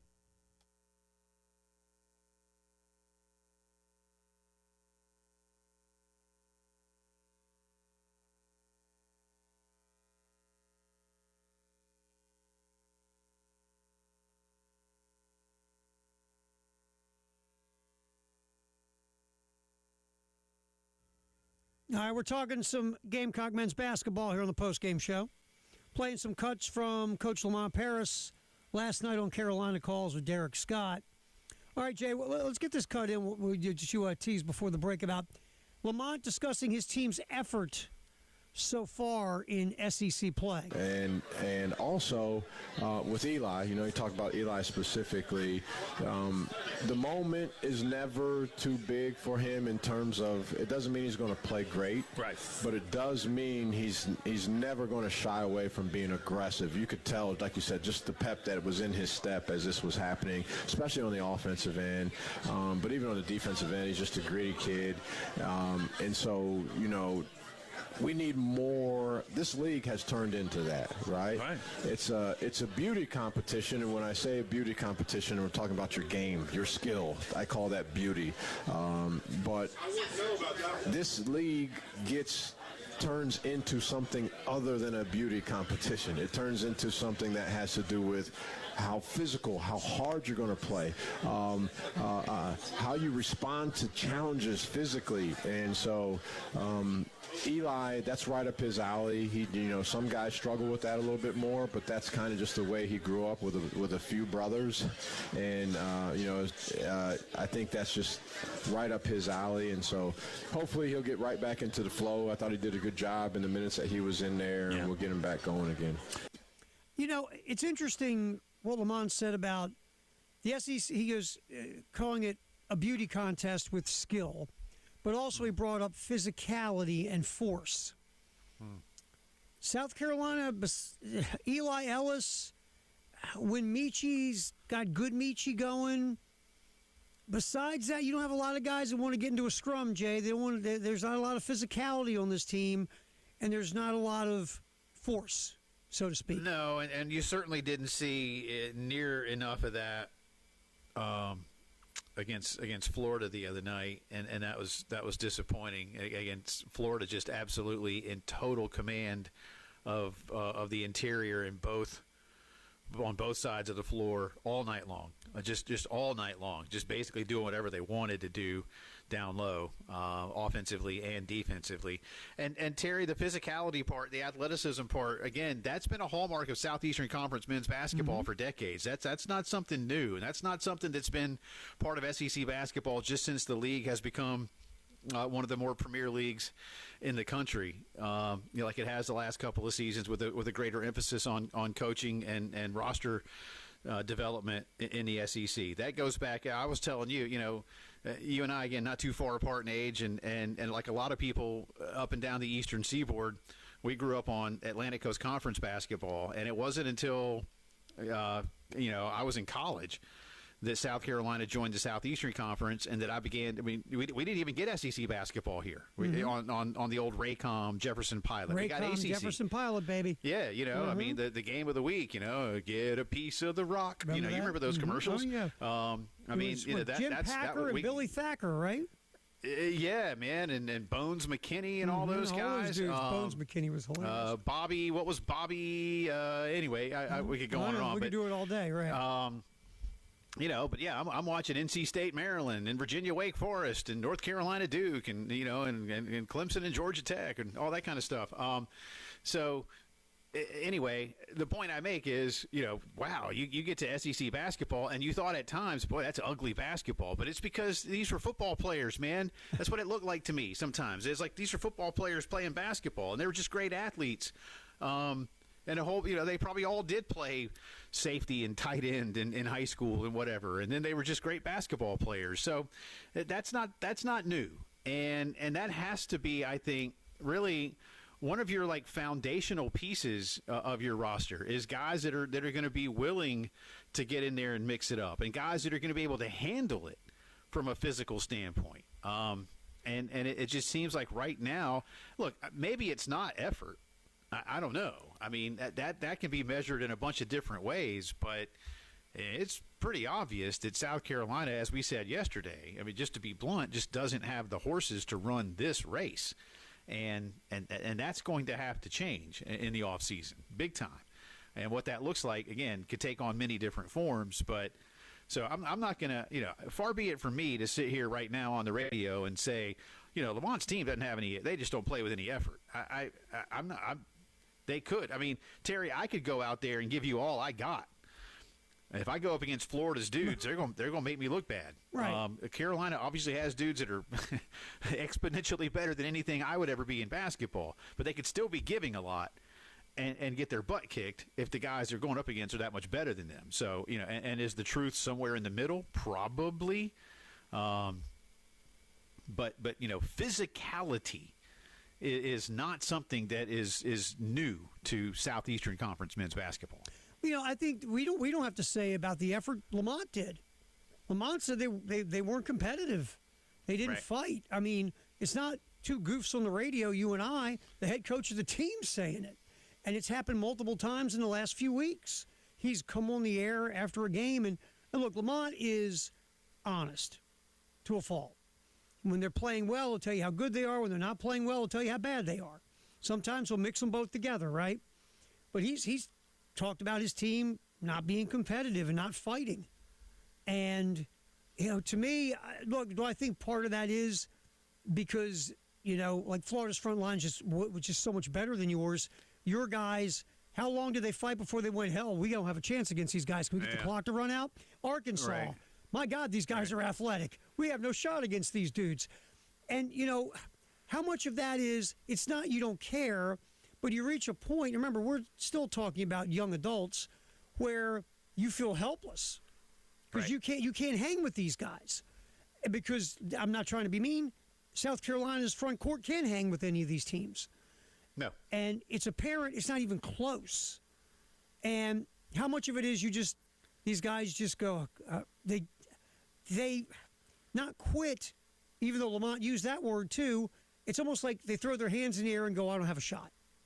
Well, again, I'll make the analogy. You and I made this yesterday, and like I said, for you parents out there, maybe even when you were a kid, and this isn't an apples to apples maybe, but again, you got your kid, out at the beach all day or at, at the theme park all day or the fair or whatever, and they wake up that morning, woohoo, this is going to be great, this is going to be awesome, and then by the afternoon, they're dragging. They want to go on that ride. They still want to have, Mickey ears, ice cream or whatever, or go to the toy store, but they're about to fall asleep on you. They're dragging, and you're like, come on, buddy. Come on, buddy. You know how much money I paid? And, you know how much money I paid for right. that? And they're trying, Terry. They're trying. Yeah. They just it's gone. Right. It's gone. And again, that might not be an exact analogy, but I think it does apply a little bit if that's part of what was happening to South Carolina the other night. But again, I'll say they just don't have the horses to run that race. I'll give you something real quick. It's like being overwhelmed, right? I feel like you're trying something, you just get overwhelmed because you can't accomplish what you're starting. Like for an example, I can remember a kid was Shane about putting kids' toys together on Christmas. Yeah. I have zero man skills when it comes to doing that stuff, right? I'll try every year when they were little. Old Tara's trying, and after about 4 hours of stabbing myself with screwdrivers and stripping bolts and I'll look over it, and go, okay, somebody else do this. To hell with it. I'm done. I give up. Right. I've tried and tried and tried. I suck. I can't do it. Somebody else. And that could be part of this, too, where you're trying, but you look up and go, God, these guys, I suck. I can't beat these guys. Can we get this over with, please? And I don't know how much of that it is, but like what you talked about, I don't think these guys just roll over and quit 5 minutes into a game. I think they're out there, they're trying, they're giving effort. But like you said, they just aren't good enough. And at what point do you just stop and go, we're not good enough? Now, I'm not saying that's okay, but how much of that is you're putting guys in position to fail because they can't succeed? And that's how much of that is the part of this you're putting them in a bad spot? And that comes back to what we were talking about in the last segment there of, throughout the evaluation process, were there warning signs that you might have seen that said, "Ooh, golly, our league is physical, and I'm just not really sure X, Y, or Z is going to." I don't know, because again, I love the motor and the engine that Eli Ellis has. Absolutely. And if you could translate that into a bigger player, that'd be great. And that's not taken from Eli. Again, I applaud Eli. You need more of it from other guys, and I'm just not sure it's going to always be there. If you could take that effort and want to and transplant it into the others, like a transfusion, that'd be a good thing. Absolutely. Well, that's why I've said before, and again, to make a weird analogy here, that if I could have taken Connor Shaw's work ethic and put it into Steven Garcia, I'll give you a Heisman Trophy winner. Jeez. Hey, you ready for some Jay or Nay? You set? I am. All right. Yeah. Get some Jay or Nay in here next on the post-game show, right here on the game.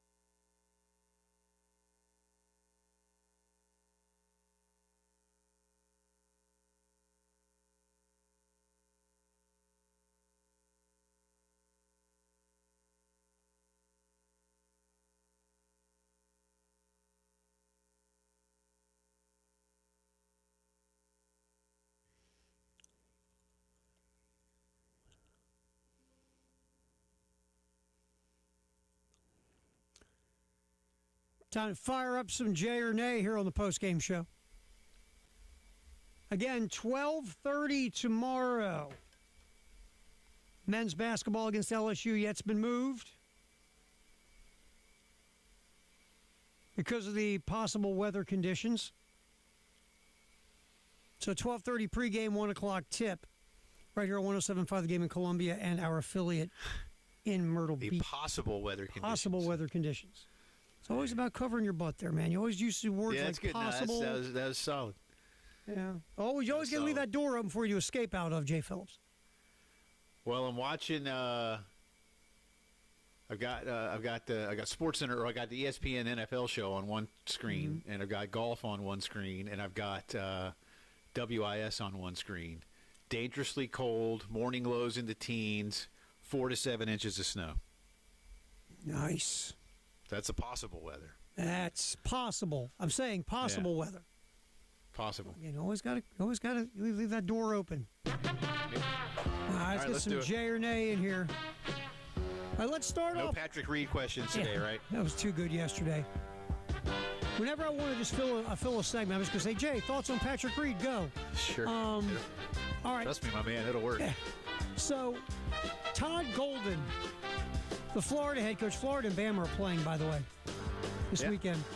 Here's what Todd Golden said about playing against Charles Bediako of Alabama, because, again, Bediako and the controversy of coming back to school after not being around for a few years and playing pro ball. Here's what Golden had to say against playing against Bediako. You know, I think there's a lot of people that aren't necessarily happy about it and don't necessarily agree with it. But, you know, with all this intervention from judges, you know, there's only so much the league can do. There's only so much other member schools in the league can do. And we just need some people to stand up and start taking a stand. And, you know, this guy had a great opportunity. He was at Alabama for 2 years. He played there. He was there during the NIL era. He was aware of what he was giving up by declaring to go to the draft. He stayed in past the date. That has always been, if you stay in and you sign a contract, you're done. You know, so I think this is a slippery slope. You're going to play them a week from Sunday.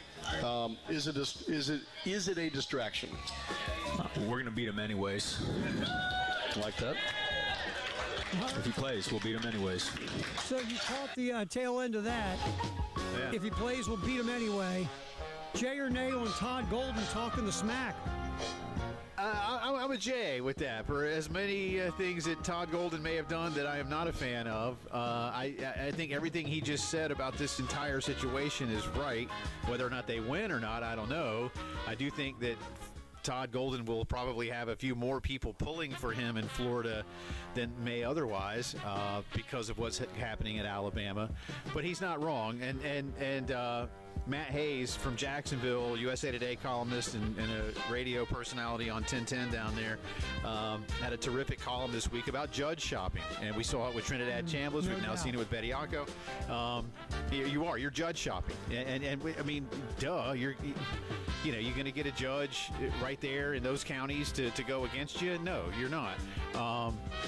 So I do think somebody has to do something. I'd love to know what Greg Sankey's conversations have been like with two of his member institutions of late when it comes to these kind of cases, because Greg pushed so hard for the College Sports Commission to have some kind of teeth. And here's a respected AD like Greg Byrne at Alabama going, whatever. But we want Charles to have every opportunity he has. No, Todd Golden's right, Terry. Yeah, this young man knew exactly what he was doing. Bama knew exactly what he was doing, and now they're gaming the system.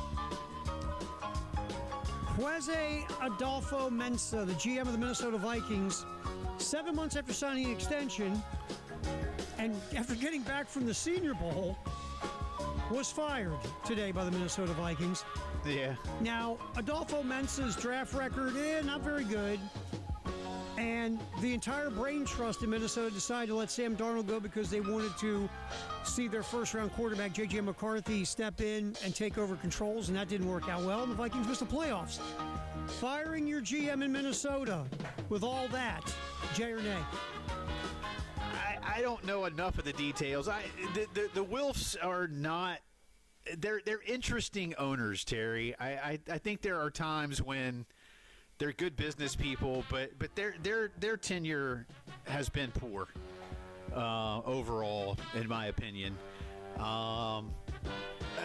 What are you looking for? What did you allow this guy to do that you think now he can't do? And you make a great point. You send him to Mobile to scout and collect all that information, and then say, by the way, you're fired. So I'm gonna give this a nay. I think this is a bad move on the part of the Wilfs, and I give a guy a chance, or But again, Minnesota's been up and down the whole time they've owned the team. Yeah, the Wilf thing, you're right. It has been up and down a ton. All right, my man, Jay or nay is done. You are go take a nap, get a little rest. Get ready for Monday. It is that time of day. But we'll do it again on Monday. Yeah, and absolutely. So appreciate it. And thanks to Langston. And everybody stay safe out there. Remember, don't drive. And if you do, drive slow. There you go. Hey, get some rest. We'll talk to you on Monday, man. Yes, sir. Thank you, bud. All right, bud. We'll see you now. All right, 5 o'clock news from Integrated Media and a special little re-rack coming up in the 5 o'clock hour.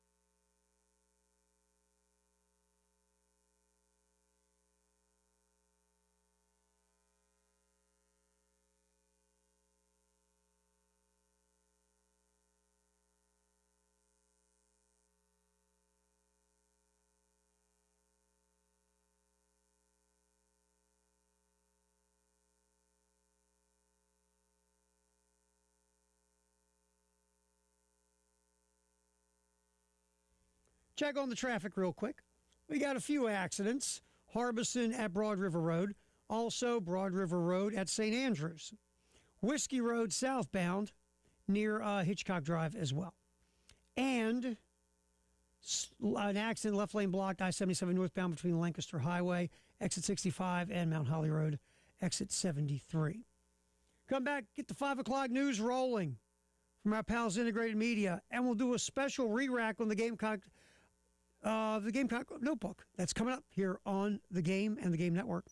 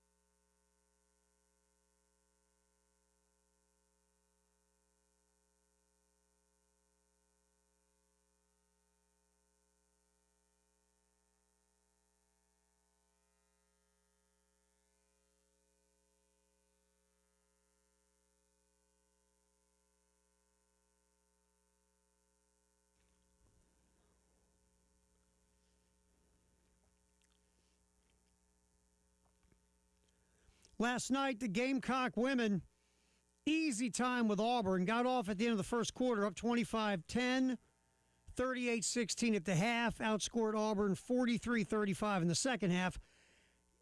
Add all that up with your phone, that's a 30-point win, 81-51. All 11 players scored for South Carolina. Joyce Edwards led the way with 20. Tessa Johnson added 13. 3 of 8 from 3 was Tessa. South Carolina, 53% from the floor, 41% from 3, 94% from the line. Across the board, South Carolina out-rebounding Auburn by 10. 16 offensive rebounds to 7 for Auburn. The one negative, 8 steals, by the way. 5 blocks. 16 assists on 29 made baskets and 7 offensive rebounds. So a good night of moving the ball, hitting the open man, moving without the ball, hitting your shots, rebounding. The only negative, 16 turnovers for South Carolina. Joyce Edwards had 4 of those 16. Raven had 3. But on the other side of it, Maddie McDaniel had a really nice game off the bench. 9 points, 6 assists. Maddie was 3 for 3 from the floor. Also made a 3. 2 for 2 from the line. Had 4 steals. Maddie McDaniel played really well last night. Got herself 28 minutes in this basketball game. Joyce Edwards, like I said, led the team in scoring. And she also, and Joyce Edwards' game is at the rim. If you look at her numbers as you break them down, that's her game. She is very efficient getting to the rim or near the rim. And last night, 5 of 8 at the rim, but also 4 of 6 from mid-range, and that's been inconsistent for Joyce Edwards this year, but 4 of 6 in the mid-range. So really efficient night for Joyce Edwards all the way around in the victory. And again, Tessa Johnson, 2 of 3 from 3. So a beatdown by South Carolina against Auburn. And while that was going on, speaking of beatdowns, Mississippi State went to Knoxville and beat down the Volunteer women. And now South Carolina in a tie with Tennessee for first place in the SEC. Those 2 teams will play Super Bowl Sunday, I think, at CLA. So South Carolina would get a chance to get a little distance between themselves and Tennessee in the SEC race as the Gamecocks 7-1 in league play. Next up for South Carolina, a Monday game. No game on Sunday. A Monday game for the Gamecocks as they will face Texas A&M. 7:30 pregame, 8 o'clock tip right here on 107.5 The Game in Columbia. So that, and if you look at the Gamecock women the rest of the year, they get an unranked A&M team, unranked Mississippi State. They'll get a ranked Tennessee squad here. They have to go to number 6 LSU, go to number 24 Alabama, host number 17 Ole Miss, and end the year with unranked Missouri, and then at number 18 Kentucky. So you still have 1, 2, 3, 4, 5 games at ranked teams. The only game that the analytic predictors say South Carolina is going to lose is at LSU. But again, That's why they play the game. But that's where South Carolina is set up in the SEC. Now 7-1, a half game ahead of Vanderbilt, and Tennessee were both 6-1. And of course, South Carolina has beaten Vandy. LSU is 6-2, Texas 5-2, Ole Miss 4-2, Alabama 5-3, Oklahoma 5-3. That's where it breaks down right now in the SEC for the women. 5 o'clock news sponsored by Integrated Media here on The Game and The Game Network. Terry Ford, appreciate you hanging out with us. We touched on this in the J or Nay. News out of the NFL. Kwesi Adolfo-Mensah was fired as the general manager of the Minnesota Vikings. Now, the owner, or one of the owners, Mark Wilf, held a press conference. In Wilf's opening statement, he echoed it was the team's decision made after a lengthy organizational review, found that it was in the best interest of the team to move in a different direction. Wilf said that the totality of Adolfo-Mensah's 4 seasons with the team led to the call ahead of what he called a critical off-season. Wilf also said that was asked what the role of the team, how they handled the quarterback situation for 2025, how did that play in the dismissal? Of course, the Vikings had Sam Darnold. Darnold had a really good year in Minnesota. Vikings won, 14 games, but struggled in their last game. And then, well, I should say, Sam Darnold struggled in the last game of the regular season against Detroit and then struggled in the playoff game against, I believe it was the Rams. So the Vikings moved on from Darnold and went with J.J. McCarthy, who they drafted in the first round in 2024. McCarthy struggled on the field. He was injured a bunch. You know, Daniel Jones moved on to Indianapolis, and it was a mess. And the Vikings missed the postseason for the first time in the Adolfo-Mensah regime as the GM. Quote from Wilf about the quarterback situation, how much did that lead to the firing? It's not necessarily a fair thing to talk about any one decision. That's the way we approach it. It's a body of work. It's a cumulative set of decisions. It's 4 years of where we've been, and we as ownership, and I know our fans feel and our entire organization feels we need to get to a better place. Okay, I get that. But why the bleep did you give Adolfo-Mensah a contract extension 7 months ago? It was obviously it was going the right direction 7 months ago. So what changed? Well, one thing changed. You missed the playoffs. Why'd you miss the playoffs? Well, a variety of reasons, but one of the major ones was your quarterback play was bad. J.J. McCarthy, for the most part, was bad. He had moments. He was bad, man. So let's see here. You gave an extension out 7 months ago. Walk with me through this. Gave an extension out 7 months ago. And when you give an extension out, you don't say, hey, you're kind of not doing a great job and we might fire you soon, but in the meantime, here's an extension. You don't extend a contract of a guy that you're planning on firing or you're wishy-washy about or you don't believe in the direction he's taking your franchise.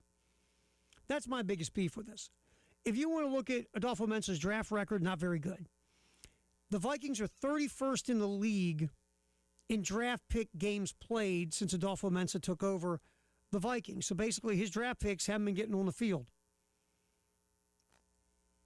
And of course, drafting J.J. McCarthy, that was a swing. Not as big a swing as Anthony Richardson by the Colts, but still it was a swing because J.J. McCarthy at Michigan was never asked to, take over games or win games. They didn't build the offense around McCarthy. Did he have some physical traits that could apply to the NFL? Yeah. But I think there was a question mark as to could this guy be a true franchise quarterback in the league? And taking J.J. McCarthy that high, I thought was an eyebrow raiser. If you're watching the video, eyebrow raiser. So if you want to say all those things are unacceptable and we want to do better in the draft and things of that nature, okay. But 7 months ago, Adolfo-Mensah was just fine. His decision-making was fine to the Wilf family, the owners. Obviously, his draft record was good enough for the Wilf family because they'd made the postseason consecutive years. It feels like a knee-jerk reaction, or there's something going on there we don't know about because the timing of this is also weird because Adolfo-Mensah just got back from the Senior Bowl. So maybe there's something in this we don't know, we'll never know, but it's just very weird timing. All right, there's a 5 o'clock news sponsored by our pals Integrated Media. Coming up next, Bill and Tyler on the halftime show yesterday had a really compelling interview with Captain Munderland Sr., and we want to re-rack that for you so you can enjoy it. That's next here on the post-game show in the Gamecock Notebook here on the game.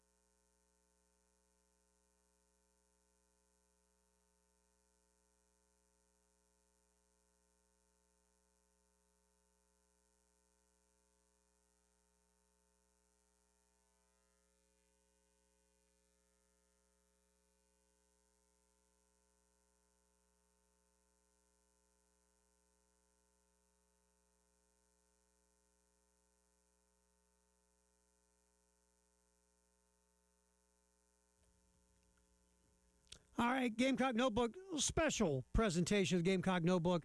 Captain Munderland Sr. on the halftime show with Bill and Tyler. Let's re-rack that for you. It was really good stuff.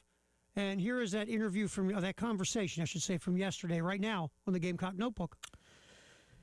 2:27 on a Thursday, or again, as I like to label it, the weekend. And joining us now, Gamecock great. And Captain, I've always said, you're never a former. No longer you're not former. You're always a Gamecock great. You played here. You'll always be a Gamecock. And welcome into the program. You got so many incredible things going for you. But I got to ask you, man, you were in Minnesota for 2 years. Yes. You were in Buffalo. 3 years. 3 years. 3 years. You were in Buffalo for a year. How does this little weather compare to what you had to deal with up there? Oh, man, this ain't nothing compared to what I deal with in Minnesota, especially being in Minnesota. Had to play outside for 2 years. You know, that's when the dome collapsed. That's right. And we got a new stadium. Y'all were playing and outside. They didn't tell me that before I signed my contract. I would have rethought it, you know. But, you know, me being from Mobile, Alabama, and have to play in that weather was different, man. Playing outside at the University of Minnesota for 2 years, man, that weather was different. I played in probably the third coldest game in NFL history when I played against the Seattle Seahawks in the playoffs, man. Goodness. Getting out the car, I remember, man, just coughing for no reason, and it was like negative 27 degrees. And I was part of that game. I remember playing and had to run on the side. Every time it was like TV timeout and stuff, I ran on the sideline to the heaters to get back out there. I missed one play. And Coach Zimmer, he never let me live that one down. It was so cold, I ran out, and they started the game back, and I didn't realize it, and I'm over there on the heater, and I missed the play. Yeah. I have to ask, since you brought that game up, your thoughts on Bud Grant, Vikings legend, walking out in short sleeves for the coin toss? Listen, so the guys made a decision to wear no sleeves before the game, right? There's DBs were going out there with no sleeves. I was the oldest guy in the group at the time, me and Terrence Newman, and I'm sitting there like, no, I'm like, BS, no, no. I'm wearing sleeves. I'm from Mobile, Alabama. So I was the only guy that had sleeves on, and when Bud Grant walked out that tunnel and did the coin toss, those guys looked at me and said, come on now, Cap. And I was like, yo, bro, I couldn't help it. It was like, wow, I couldn't believe he walked out like that in that type of weather. I remember that, and I actually remember him walking out for the coin. You're right. Granted, I was sitting at home safely in front of a fire under about blankets, and I was like, man, this old man is insane. Like, I don't know what he's been through in life, but he is not all mentally there. But those were interesting years. Let's start with you. Just recently, I guess, in the last 48 hours, congratulations. You are going to be coaching for the Columbus Aviators, the defensive coordinator here this spring. Yes, man. It was a great opportunity, man. I couldn't turn the opportunity down to, move up in the coaching realm, still be able to coach at my high school that I coach at. And it's a spring league, so I still will be back, for my high school babies and things like that. But, man, to get the opportunity, to elevate and coach, some guys that are trying to make it to the NFL, places where I've been, I couldn't turn it down, man. So, yes, I'm a DC now in the UFL, man. So it seems so real, man. So it was like, wow, I can't believe it. But I'm excited for the opportunity. As a former player, what are your thoughts on having a spring league now where these guys that either didn't get an opportunity out of college or maybe got cut from practice squads can go out there and play real football in the offseason to try and get themselves back on NFL rosters? I think it's a great opportunity for those guys. In basketball, they have the G League. When guys play in the G League, then they elevate their games and, get into the NBA. The NFL, we never had nothing like this. They had, the CFL and you got Arena League, but this is the closest thing you're going to get to the NFL, and especially it's a spring league. So if you do well in this spring league, teams going to be looking at you and you still have an opportunity to go to camp with teams. So I think it's a great thing that they got for these guys. I hope these guys take advantage of it. I'm excited because now I get to coach, another Carolina guy in Cam Smith. Cam Smith actually got drafted by the Aviators, and so I get an opportunity to try to get him back in the right path and try to get him back on the NFL roster. You were one of the guys that has been a major part of creating what I think is DBU, and one of those guys that'll be in the Super Bowl. Two of them, actually. Unfortunately, Marcellus Dial is out injured right now. But Nick Eamon-Worry with the Seahawks, in your opportunities to watch the Seahawks and watch him play this year and even see him at South Carolina, what are your thoughts on him as a player? What stood out to you being a professional and how he's translated to the NFL?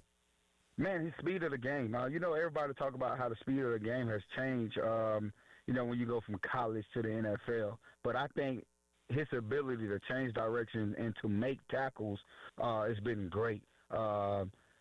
I know we played in the SEC, so it's kind of different. We always make jokes with guys that played in, the Big Ten, Pac-12, and all that. We make jokes like, our speed is just different. But his speed of the game coming, to the NFL, man, was just crazy. And how he closed in on tackles and how he's been a for-sure tackler. That's been a great thing about him, and I think he should win Defensive Rookie of the Year. I know everybody say I'm kind of biased about it because he went to the University of South Carolina, but I think he had the opportunity to definitely win Defensive Rookie of the Year. He had a great, amazing year. And to go to the Super Bowl, man, your rookie season, it's crazy. It's crazy, man. I never had the opportunity even to play in the Super Bowl, but to go into your rookie year, man, to get that opportunity, I hope he take advantage of it. And I hope he soaked all this in, man, because you never know when you're going to get back. Why is South Carolina over multiple coaching staffs and different defensive back coaches? Of course, got a great one now with Torian Gray. Why has this been a school so good at putting DBs in the league over the years?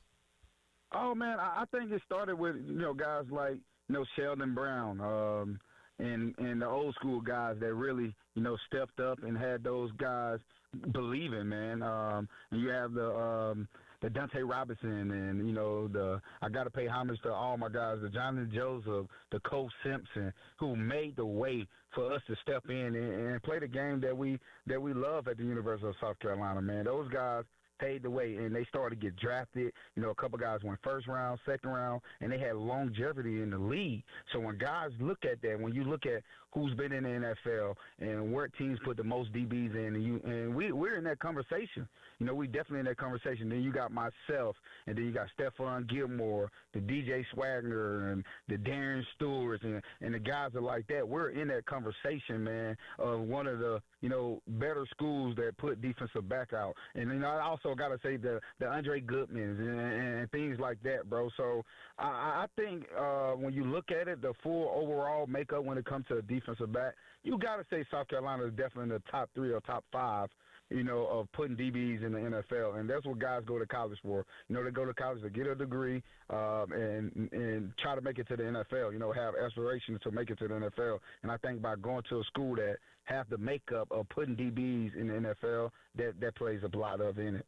He is Captain Munnerlyn, Gamecock great, joining us this afternoon. He is new Columbus Aviators defensive coordinator. You can check him out in the UFL coming up here this spring. It'll be a lot of fun to watch and see your development. And you are also right now getting to do something really cool. And I know this means a lot to you. I don't know how many people really know your backstory growing up in Mobile. I remember Cap, not that you're much younger than me. You're only about 6 years, but I was just getting into recruiting. I remember you coming up. I remember your recruitment, Ron Cooper, and all that. Yeah. And but you have a great life story of growing up, and then your relationship with your mother, and now you get to coach and work with young kids, including your son, and just talk about your affinity for being there, being a father figure, being a high school coach up in Charlotte. Man, it was a no-brainer for me. I had the opportunity to do the Bill Watts Coaching University a couple of years ago with the Buffalo Bills, and Coach McDermott at the time, he tried to hire me. He definitely tried to hire me, and I was sitting there like, man, I've seen it how the NFL works, and NFL you're really just coaching, you're not teaching, and I'm more of a better teacher. And a coach. Don't get me wrong, I can do both, but I'd rather teach and coach. Because in the NFL, man, I'll never forget sitting in a room with a couple guys, and you telling them, hey, man, you need to change your stance. It's going to help you get there. And you looking at a guy like Von Miller, and you're trying to tell him to change his stance, and he made $250 million. And he's like, hey, man, this stand made me $250 million. Why would I switch it up? And I'm sitting there like, wow, he right. Why would he switch it up? But at the high school level, I really can break you down, and I can teach you the game. I can teach you why and this and that, and that's what I love about it. That's why I love the high school game, because I really can teach and coach. And I want to give these kids the opportunity to do what I did, man, to make it to the next level, to have an opportunity to retire your mom and, you know, and play at a very high level for a very long time, man. That's why I do it, man. And when they see me, man, I always tell the guys, I'm not the biggest guy in the world. Look at me. I'm not. You can always make it if you put your mind to it and you work your tail off, and that's what I did, man. I was coachable. I worked my tail off, and, you know, the rest was history. For people who don't know, you were a premature baby. I think I saw where you weighed like 3 pounds, and one of the things that's very close to your heart is the March of Dimes. March of Dimes. Because of that, talk a little bit about that. Oh, man, just being born 3 months early. Don't supposed to be here. You know, I tell guys that all the time, man, I don't supposed to be in the position I'm in. Born 3 months early, to have an opportunity to do what I did, man, and to live life like I have, it's special. And that's why I try to always go back to the hospital or when the March of Dimes have an event to, you know, do walks and do different things with those guys and let them know, man, it's always hope. It's always a light at the end of the tunnel. Once you get through everything, it's always light at the end of the tunnel. So that's what I try to do each and every year with the March of Dimes, man. Let the kids know there is hope. As your son's starting to go this now, and you don't have to be specific about schools or anything like that, how interesting has it been to go through it as a parent now and see the differences from how it was now to compared to 20 years ago? Oh, it's definitely different. Him as a freshman in high school, he's a big, he's big, man. When I say he's big, he definitely get the height from me. So he's sitting at 6'2", 180 pounds already as a freshman, as a 15-year-old, man. And just to go through this process with him, and I think it's just a blessing, man. Like I told him, man, don't take this for granted. You know, I know you're sitting there, you're a freshman, and you're sitting there 22 offers as a freshman. It's crazy.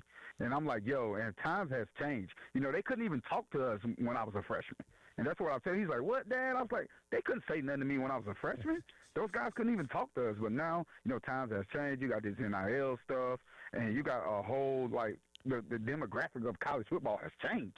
So it's just a blessing, man, for him to get this opportunity and for me to see it firsthand. And then, you know, he got an ace in the hole with me. You know, I always told him, you got an ace in the hole with me, a guy who's been through the process, who, you know, made it to the next level, who knows the ins and outs. And it's just something he got to lean on. And I think he's going to do that. And like I said, man, I just didn't expect this kid to be 6'2", 180 pounds as a freshman. If he ends up with a higher star rating than you had, is he going to rub that in? Oh, he's already rubbing it in. He said, Dad, he already rubbed it in already. He said, Dad, I got 22 offers as a freshman. I was like, the times have changed. But I told him one time I got over him is, hey, I made it to the NFL. I made it to the next level. So now when he go off to college, he got bigger dreams. But one thing about him, man, my son, he don't shy away from nothing. And, you know, a lot of guys like, man, maybe he want to start his own legacy. Yes, that's true. He want to start his own legacy, but he don't mind going to the University of South Carolina, wearing number 1, and, you know, he want to fill those big shoes. And I always tell him that, man, you can do anything you want to do. I'm going to support you. But one thing about this kid, man, he don't shy away from nothing. This is kind of a weird question. You picked up offers South Carolina, West Virginia, and Kansas State. I don't know as an 18, well, probably as a 16, 17-year-old, if you understood what was happening. Was it a more exciting moment for you to get those offers when you think back on it, or to see your son? And I know you're an incredible father. You're there for him. You mentioned it. And it's a different feeling, right? Like, it's a different feeling when you get him as opposed to seeing your son and the hard work he's put in. Can you describe that, how it was when you got those offers and realizing your sense of accomplishment against seeing your son and the work he's put in to see that? Yeah, I think the difference when I got those offers, I was shocked. You know, being a smaller kid from Mobile, Alabama, to have the opportunity to play in the SEC and to do the things that I did, I was just more like, couldn't believe it. Like, I'm really finna get an opportunity to play the game that I love at the next level, you know, and going to school for free. And that's what I was looking at. And my mom didn't have to pay for nothing and things like that, man. I was just looking at that opportunity. I couldn't believe it. And to see my son do it, it's like, wow. You know, I don't want nothing but the best for my son, but to see him go through this process and see how good he is in football and the ceiling that he has, it's like wow, man. It's just like a surreal moment for me, man. And I know one thing about him. He going to soak it all in, and he's definitely going to rub it up in my face. I can tell you that. He is Captain Muddle, and just about 3 minutes left with him. Now, everybody's got a good Spurrier story. Spurrier was a unique personality. Do you have a Spurrier story from your time here that you were just like, this guy is something a little bit different than most coaches that you can share on the radio? That you can share, yeah. Remember. I can share it on the radio. Right. Yeah, I remember we were on the radio. But I think the story is actually it's when I was done. You know, I was in the NFL. I was in Charlotte already. So I came back for a job. I came back for a game. And Spurrier, I was on the sideline watching the guys play. I think they was playing Florida. And I was standing on the sideline, and we gave up like a 3rd and long. It was like 3rd and 17. I think they called cover 2. And the corner jumped the flat route, and it was a 7 route behind them. It was a corner route behind them. And the kid jumped the flat route, and they threw the 7, and they completed it. He came to me in the middle of the game now. In the middle of the game, he said, I remember a guy who did that. And I was like, who, coach? And I knew the play he was talking about. He was talking about me. I think we was playing like Louisiana Lafayette on the Thursday night football. And he was like, you did the same exact thing. And I was sitting there like, man, this guy don't forget nothing. And it was like my freshman year. And I'm like, this guy don't forget nothing. He brought it up to me and tapped me on the shoulder, gave me that little grin, and walked off. And I was like, man, that's the funniest story I ever had. I should have looked around at a couple other players. I said, I can't believe he still remembered that play. And we won that game, like, convincingly. But he remembered that I jumped the flat, and they threw a corner route behind me just like they did against this kid. Well, Captain, we will definitely have you back on in the future, man. Congratulations to you. We'll be following you up in Columbus. When do you have to report up there to start? We start, actually, it's in Dallas. You go to Texas first. So you go down there February 15th. We start from there, and then I think the season ends like May 31st, and I get to be in the high school, man, for a minute.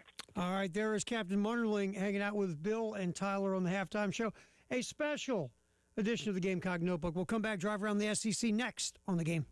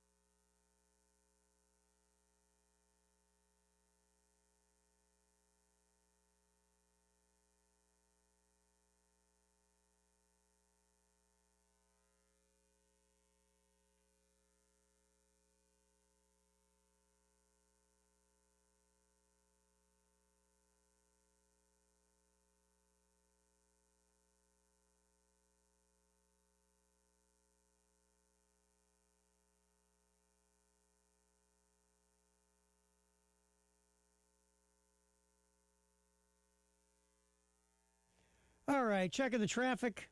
Couple accidents. Broad River Road at St. Andrews Road. Also Harbison at Broad River Road. Some stop-and-go traffic. I-26 westbound between Sunset Boulevard and St. Andrews Road. That's between exits 110 and 106. Also, stop-and-go traffic. Sunset Boulevard westbound between Corley Mill Road and North Lake Drive. We'll come back, drive around the SEC, get you caught up on SEC men's hoops. And don't forget, tomorrow, special time, 12:30 pregame, 1 o'clock tip because of the possible weather. The men will host LSU at CLA. You can hear it right here on 107.5 The Game and our affiliate 100.3 The Game in Myrtle Beach.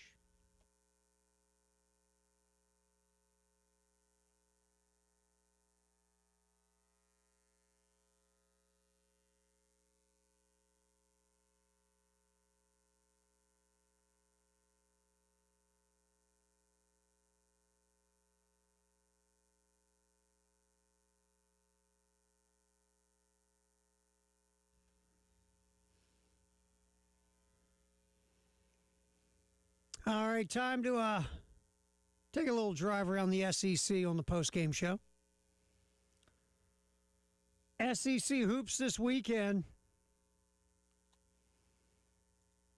There's a couple of pretty interesting games this weekend in the Southeastern Conference.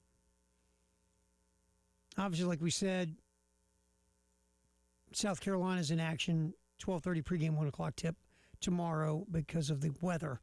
So if you were thinking about the later tip-off, it's not happening. It'll be early, 12:30.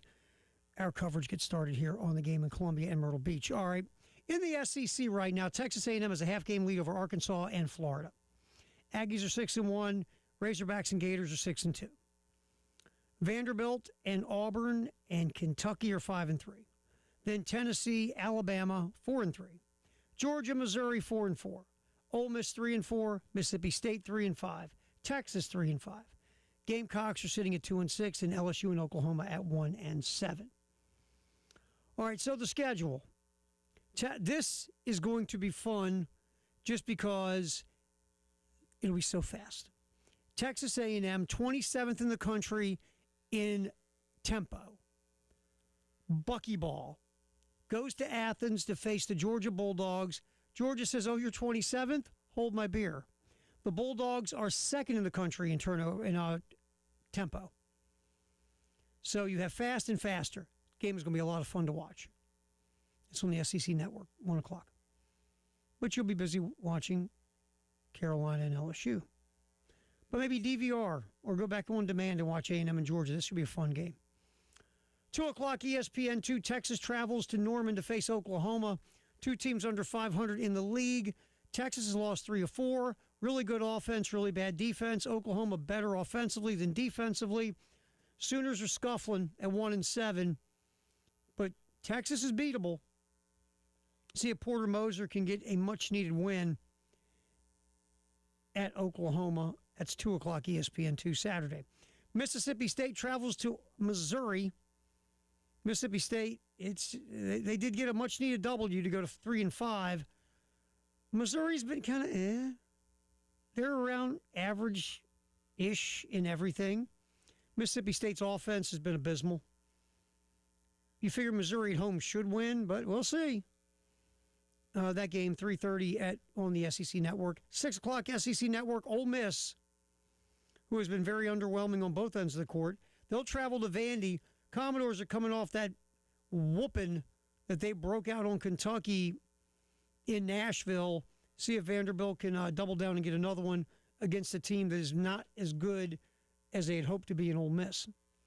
6:30 ESPN, Kentucky travels to Arkansas. Yep, Coach Cal gets to go up against the Wildcats again. 15th-ranked Razorbacks, really good at home. We'll see if Kentucky can hang. Wildcats, you just don't know what you get, man. It's like the dude from the movie Split. You just don't know. You feel like Arkansas should pull a W here, but if Kentucky plays up to their potential, sure the Wildcats could upset the backs on the road. I think Arkansas wins.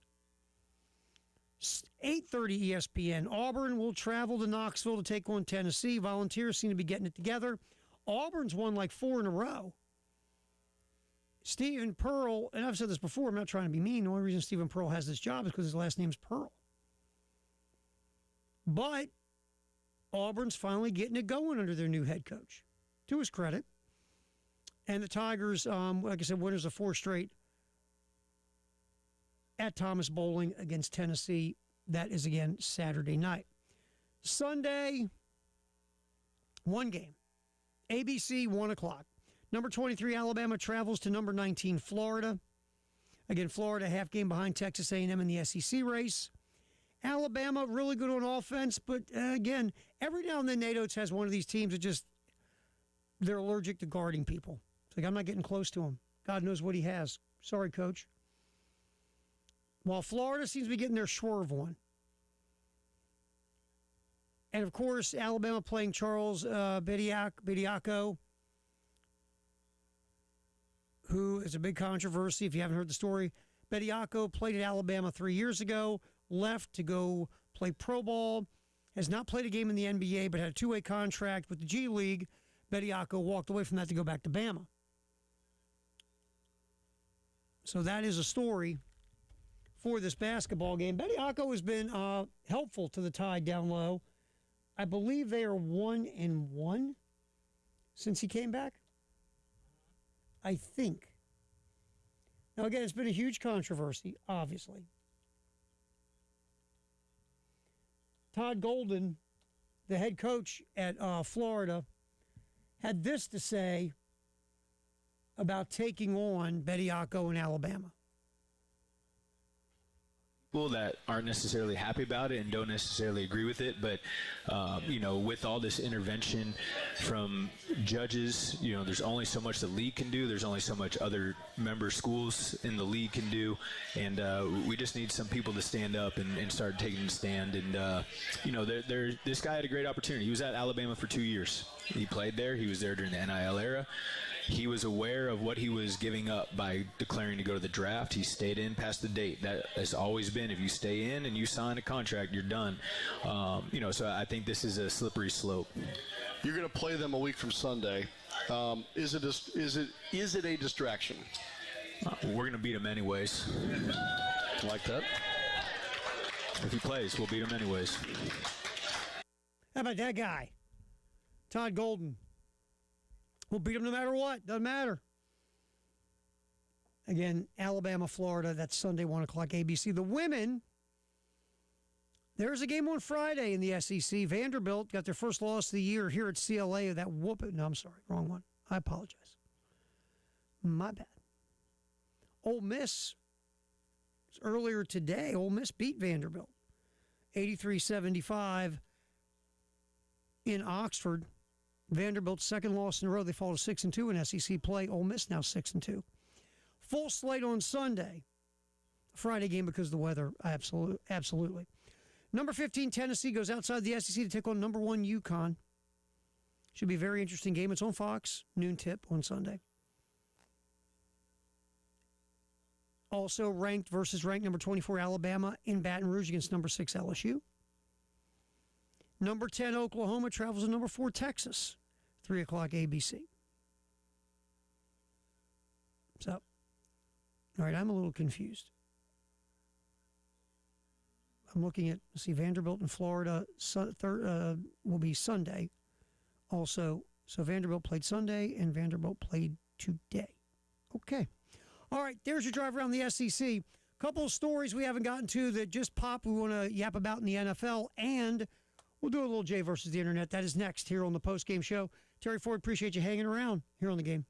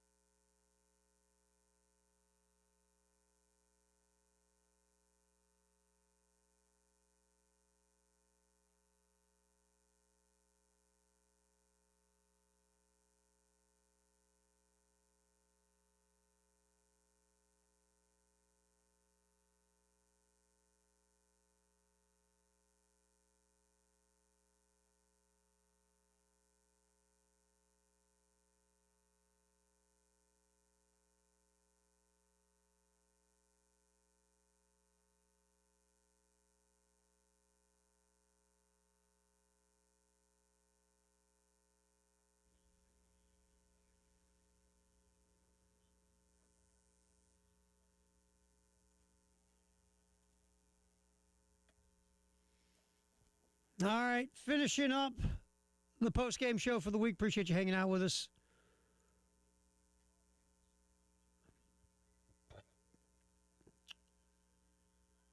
All right, I got a couple stories that just popped here during the show we want to get to. But first, a little Jay versus the internet. Let's look at the NBA real quick. We don't do the NBA much. Lakers will play in D.C. against the Wizards. Yeah, the Wizards are still in the NBA. I know, it's shocking. The Lakers are 9.5-point favorites in D.C. I think the Lakers will cover it. Luka and LeBron can shoot opposite hand for 48 minutes and beat the Wizards. Are awful.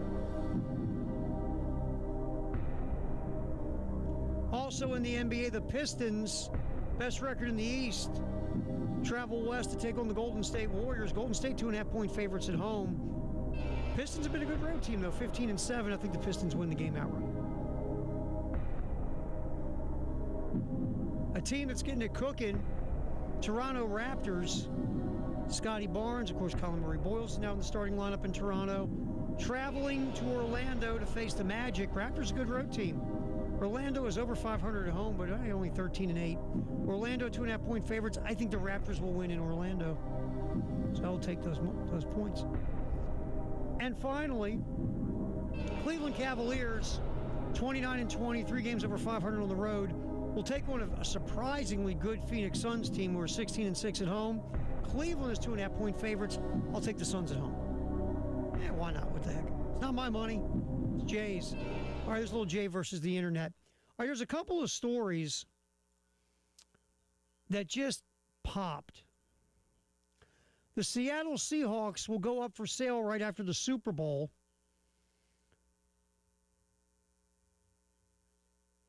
And that's after, that's what league and ownership sources familiar with the arrangement told ESPN, ending years of questions about the team and what would happen following the death, almost 8 years ago now, of former owner Paul Allen. The Allen family still has the team. The Seahawks and the Portland Trailblazers have been owned by Allen's estate since the former owner and Microsoft co-founder died in 2018. His sister Jody Allen has controlled the teams as an executor of the trust, with a directive from her late brother to eventually sell both and donate the proceeds to charity. Wow, it's a lot of money for charity, man. Lucky charity. A spokesperson for the NFL declined to comment. The Seahawks also declined to comment, referring to Allen's past statement that the team would eventually be sold. Seahawks are now beyond a date whereby a sale would have triggered sharing 10% of the proceeds to the state of Washington. So, if the Seahawks do go up for sale, it's the first time in the Super Bowl era that an entire team that played in a championship game is put on the market shortly thereafter. February 1991, Robert Tisch purchased half of the Super Bowl champion New York Giants. So there you go. All right, another story. The Baltimore Ravens have been looking for an offensive coordinator. New head coach Jesse Minter has made his choice. It's kind of a surprise. 29-year-old Declan Doyle. Okay, so, all right, Declan Doyle has been the offensive coordinator, wink, wink, for the Chicago Bears for one season. Doyle has been a head coach, not a head coach, an assistant coach for like 6-7 years in the league. He was in New Orleans as an offensive assistant, tight end coach in Denver, then became the OC with the Chicago Bears, and now will be the offensive coordinator for the Ravens. First of all, here's the thing. Declan Doyle is thought of in many circles, very innovative, bright mind offensively, a real future star as a offensive coordinator, offensive mind in the NFL. But, here's the but, the big but, the big old buts. Doyle didn't call the plays in Chicago. Ben Johnson was the play caller, not Doyle. And Doyle is 29 years old. You know who else is 29 years old? Lamar Jackson. And to me, you had to bring in someone that Lamar was going to respect, but also someone who would hold Lamar accountable. Can Declan Doyle do it? He could, but he's 29 years old, same age as Lamar.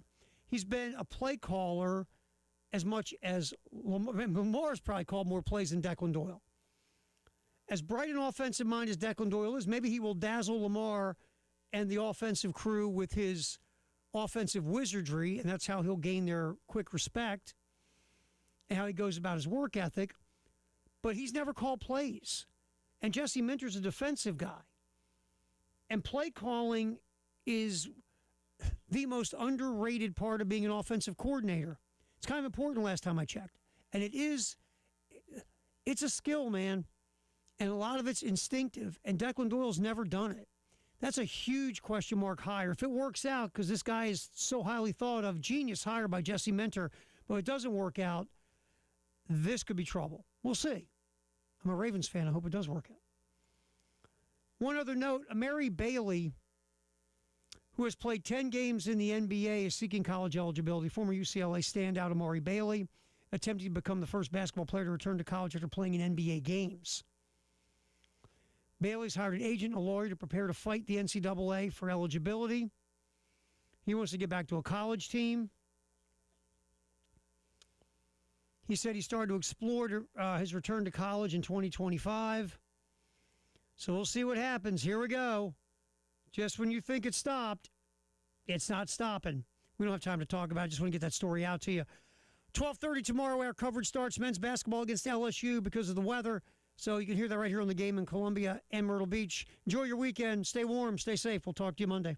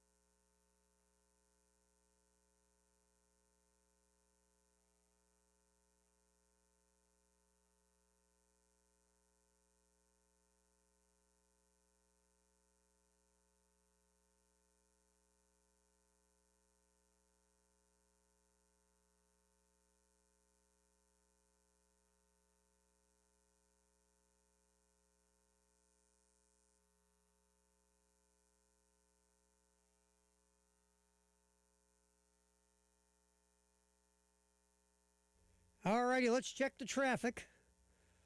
We got a few accidents. Harbison Boulevard at I-26, I should say Harbison Boulevard at I-26.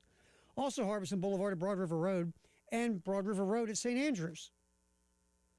So again, some issues on Harbison Boulevard and Broad River Road. Tomorrow, 12:30 pregame, 1 o'clock tip. The men at CLA hosting LSU again. The game has been moved because of possible weather issues. 12:30 pregame, 1 o'clock tip here on the game in Columbia and Myrtle Beach. Women don't play till Monday, so no Sunday game for the women. All right, coming up next, we have the best of the game. We are done. Finish history down the road again. The weather does not look good for the weekend. Be safe. Stay inside. Take your time. Be healthy. We'll talk to you on Monday.